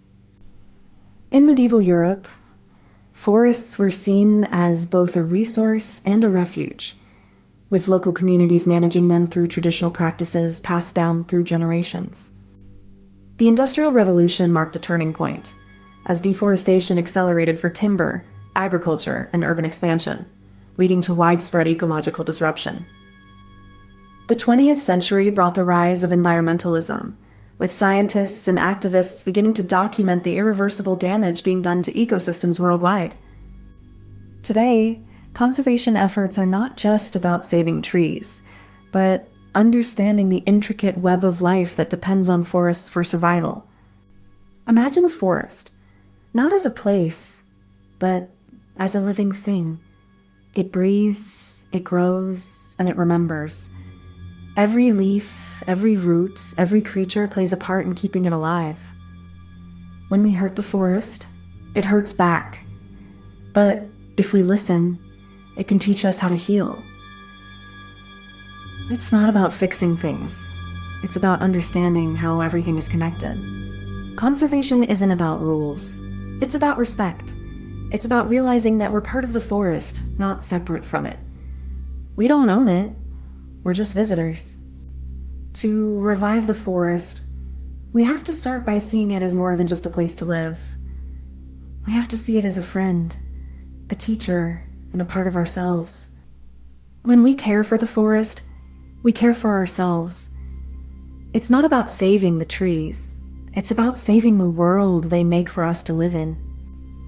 The first step in reviving the forest begins with a quiet, deliberate act, establishing a baseline. We start by mapping the land, understanding its history, and identifying what it once was and what it might become. This mapping is more than just a survey. It's a conversation with the land. We look for patterns in the soil, the remnants of old growth, and the subtle signs of what the ecosystem has been through. With this foundation, we can identify the key elements that define a healthy forest. Its species, its structure, its water flow. It's like reading the DNA of the forest itself. This isn't just about numbers or data. It's about understanding the relationships between every living thing in this space. Every tree, every leaf, every creature has a role to play. Once we know what the forest has lost, we can begin to think about what it might gain. This is the start of a journey, one that requires patience, knowledge, and a deep respect for the land. Once the problem is identified, the next step is to understand the intricate web of relationships within the forest ecosystem. Every plant, animal, and microorganism plays a role in maintaining balance, and this balance is often disrupted by human activity. Conservationists use scientific tools to map these connections, like camera traps and soil sensors, to gather data without disturbing the natural habitat. This data helps reveal hidden patterns and vulnerabilities in the ecosystem. Understanding the mechanisms at play means recognizing that conservation is not just about protecting trees or animals, but about preserving the entire system that supports life. This includes water cycles, nutrient flow, and the interactions between species.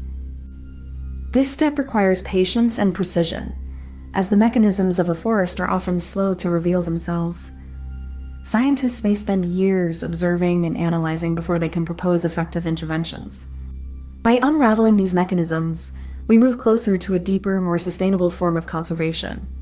One that is not just reactive, but proactive, and rooted in respect for the natural world. The clever twist lies in the recognition that forests are not just collections of trees, but living systems with memory, resilience, and a complex web of interdependence. Conservation must therefore move beyond the surface, seeking to understand the invisible threads that bind the forest together. The fungi that connect roots, the pollinators that sustain life, and the cycles that shape growth and decay. This shift from control to collaboration is where the real transformation begins. Not by imposing order, but by listening to the forest's own rhythm and learning to move in harmony with it. It's about embracing uncertainty, valuing the unknown, and allowing the forest to teach us its own lessons. Lessons that can only be understood by being present, by being still, and by being open. This clever twist, this shift in perspective, is what turns conservation from an act of intervention into a practice of coexistence, where the forest and humanity are not opposites, but partners in the same story. Beneath the towering trees, a complex web of life pulses with quiet intensity. Every leaf, every root, every microbe plays a role in the great balance of the forest. This is where science reveals the hidden rhythm of nature. Forests are not just collections of trees. They are dynamic ecosystems, each part connected through intricate cycles of growth, decay, and renewal. The science of ecology helps us see these connections, even when they're invisible to the naked eye. Microbes in the soil, fungi in the roots, and insects in the canopy all contribute to the forest's health. These unseen workers are the foundation of a resilient ecosystem, and their survival is a testament to nature's adaptability. By studying these natural processes, scientists help us design conservation strategies that align with the rhythms of the forest. It's not about control. It's about listening, learning, and working in harmony with the world around us. Imagine a forest as a living, breathing machine. Each tree is a gear, each root a wire, and every creature a tiny worker keeping the whole thing running. If one gear breaks, the machine slows.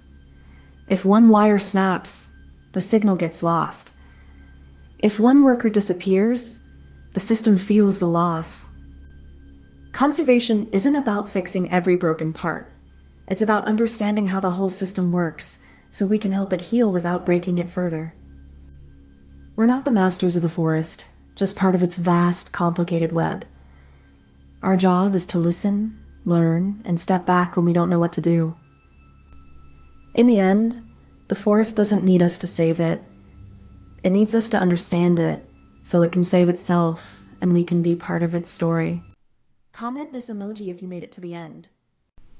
There's a silence in the forest that feels like it's been waiting for us.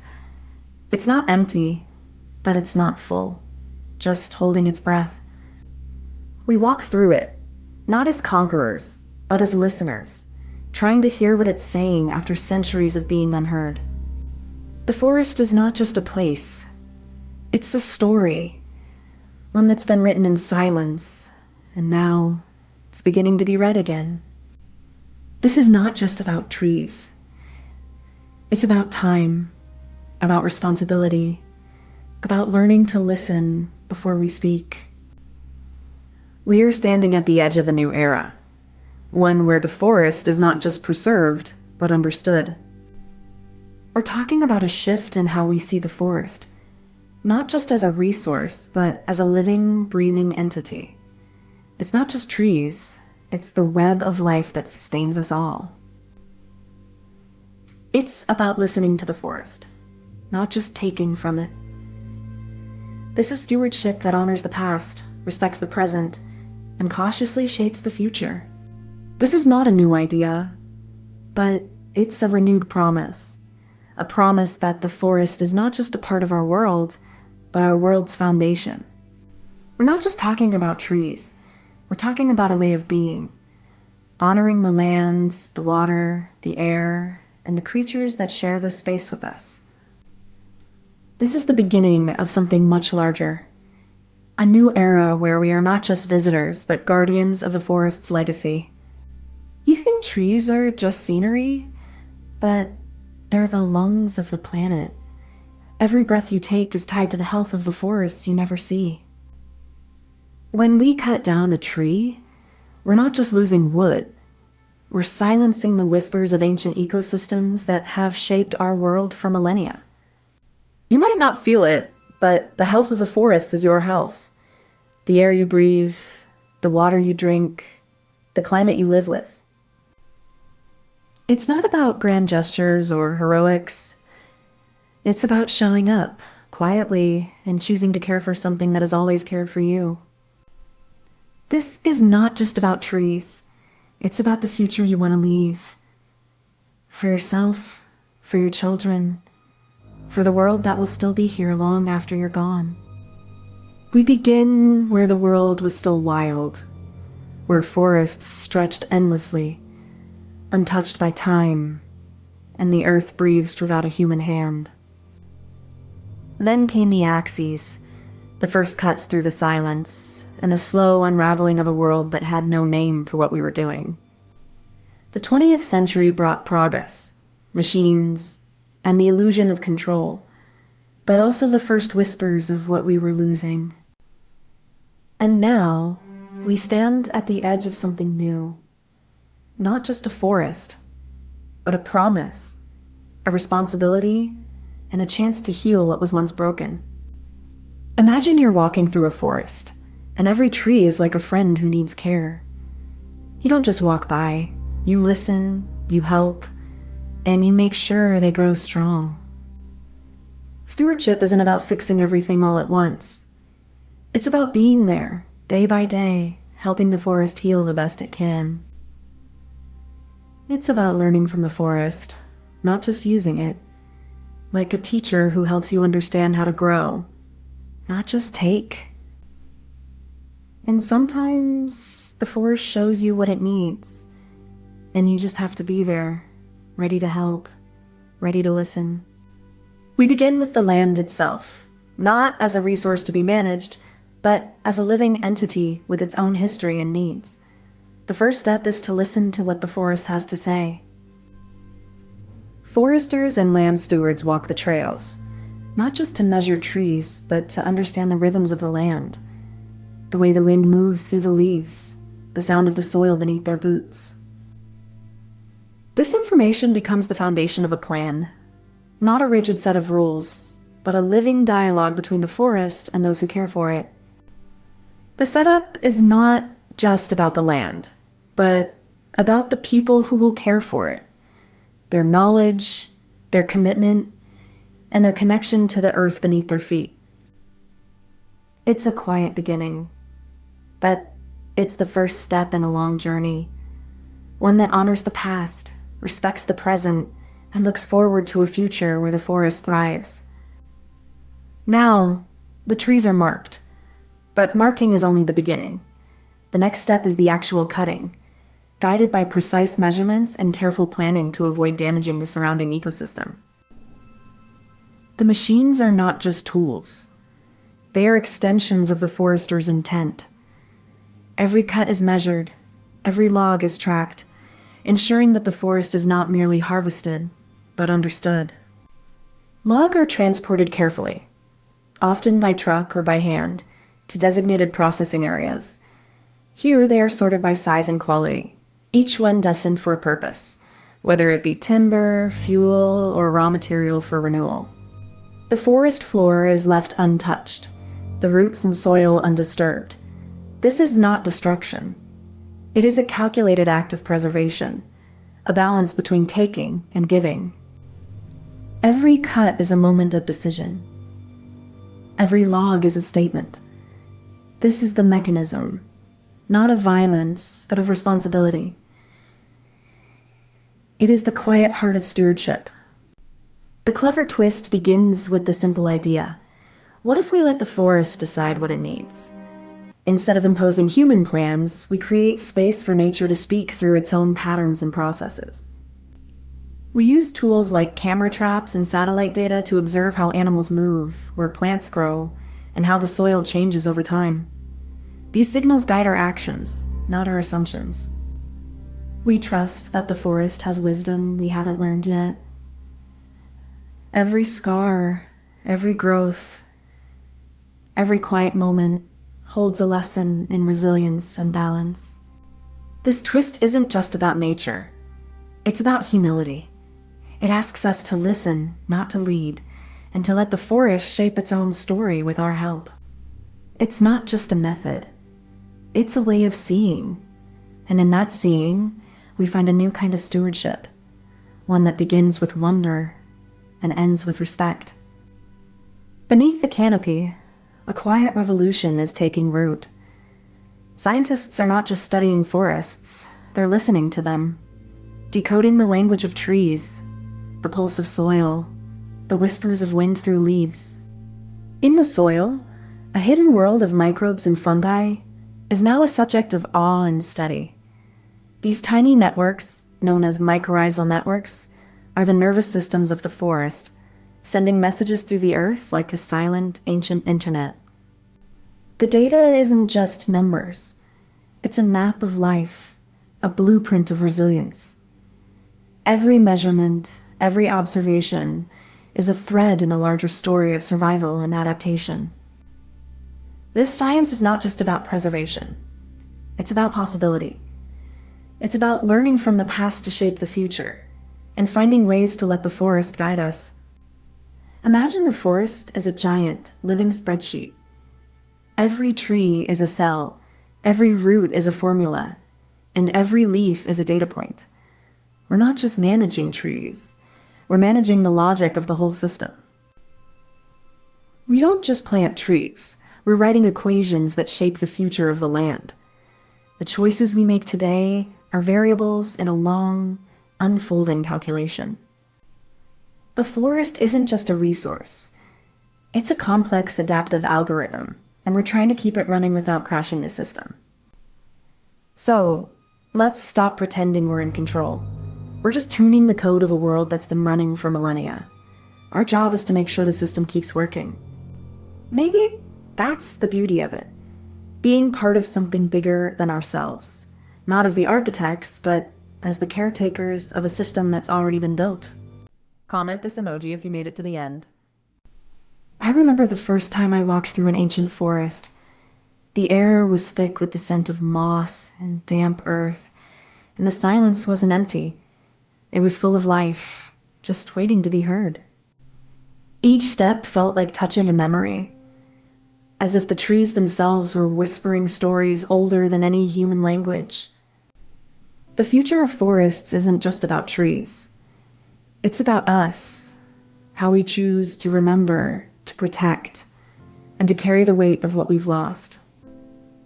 This is a story about connection between people and nature, past and future, and the fragile balance we're only now beginning to understand. Let's begin with the first question. What if the forest is not just a place, but a mirror? What does it show us about who we are and who we might become? We're talking about more than just trees. We're talking about the pulse of the planet, the lungs of the world, and the silent witnesses to our history. Forests are not just landscapes. They are living archives of memory and meaning. They are places where the past and present meet, where the echoes of old growth whisper through the leaves and the weight of human action presses down on the soil beneath our feet. We're not just talking about conservation. We're talking about connection. A connection that has been fractured by urbanization, exploitation, and the slow erosion of our awareness of the natural world. It's about relearning how to listen. To the trees, to the earth, to the stories that have been buried beneath our modern pace and our forgotten responsibilities. This is not just about saving trees.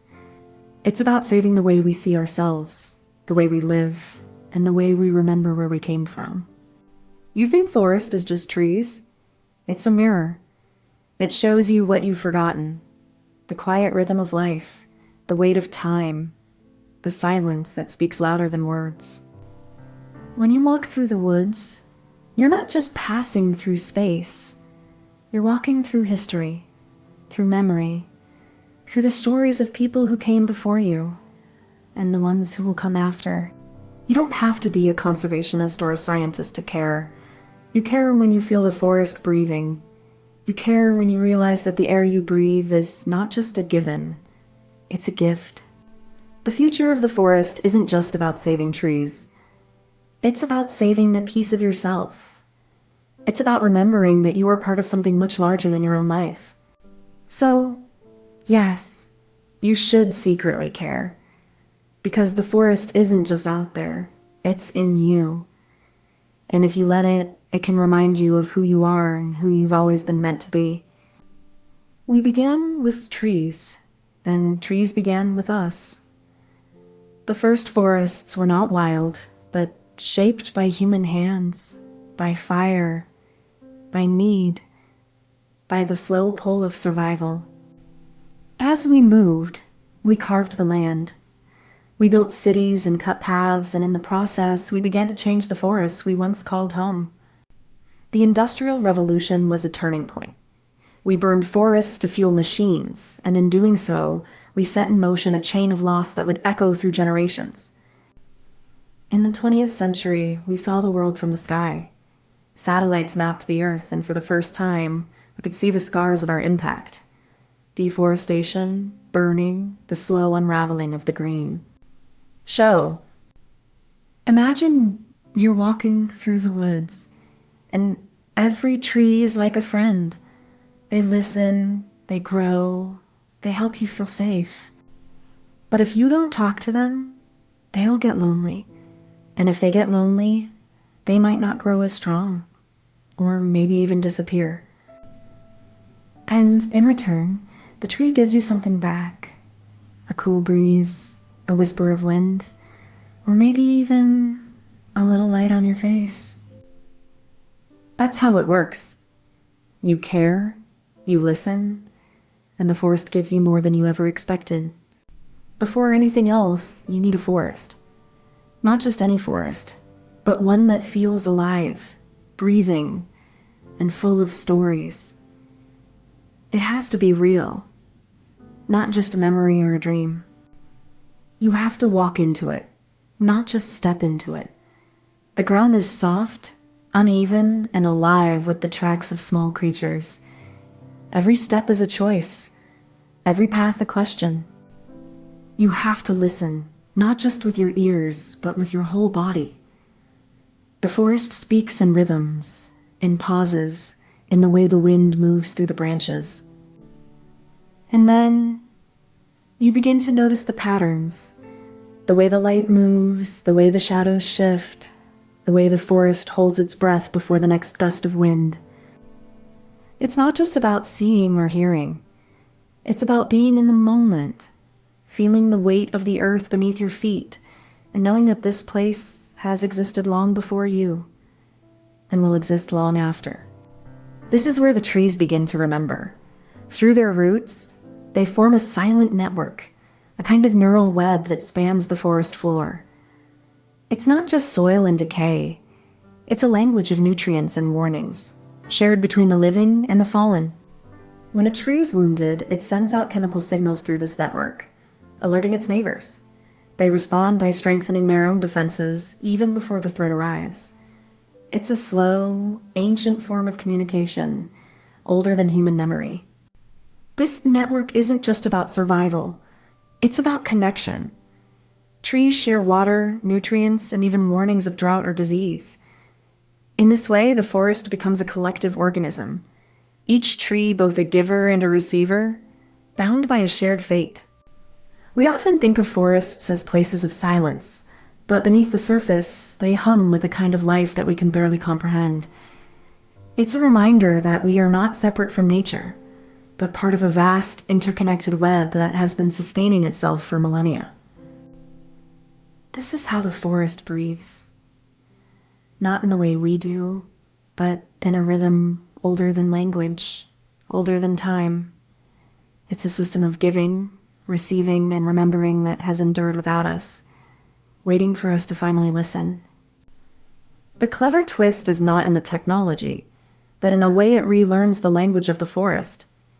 It listens, not to control, but to understand.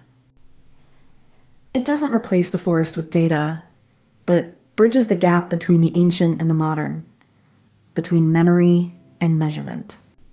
This is not about conquering the wild, but about learning from it, and in doing so, redefining what it means to belong. The clever twist is that the future of forests isn't just about saving trees, but about saving the stories they hold, and the people who carry them. In the end, it's not about what we can do to the forest, but what the forest can teach us, and how we choose to remember that. Underneath the canopy, the forest is alive with a quiet hum, a network of roots and fungi exchanging nutrients like a silent, ancient internet. Trees communicate through this mycorrhizal network, sending warnings of drought or pests, a kind of forest-wide nervous system. When we cut down a tree, we're not just removing wood. We're severing a connection to time, to history, to the collective wisdom of the forest. The science of the forest is not just about data or models. It's about presence, about the weight of a leaf, the rhythm of a root, the breath of the earth. We are not separate from this network. We are part of it. Our lungs breathe in the same air.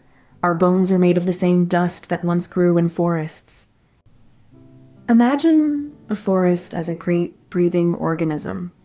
Its roots in the soil, its leaves in the sky, its heart in the quiet spaces between the trees. We are not separate from it. We are its breath, its memory, its voice carried on the wind. And when we silence it, we silence ourselves.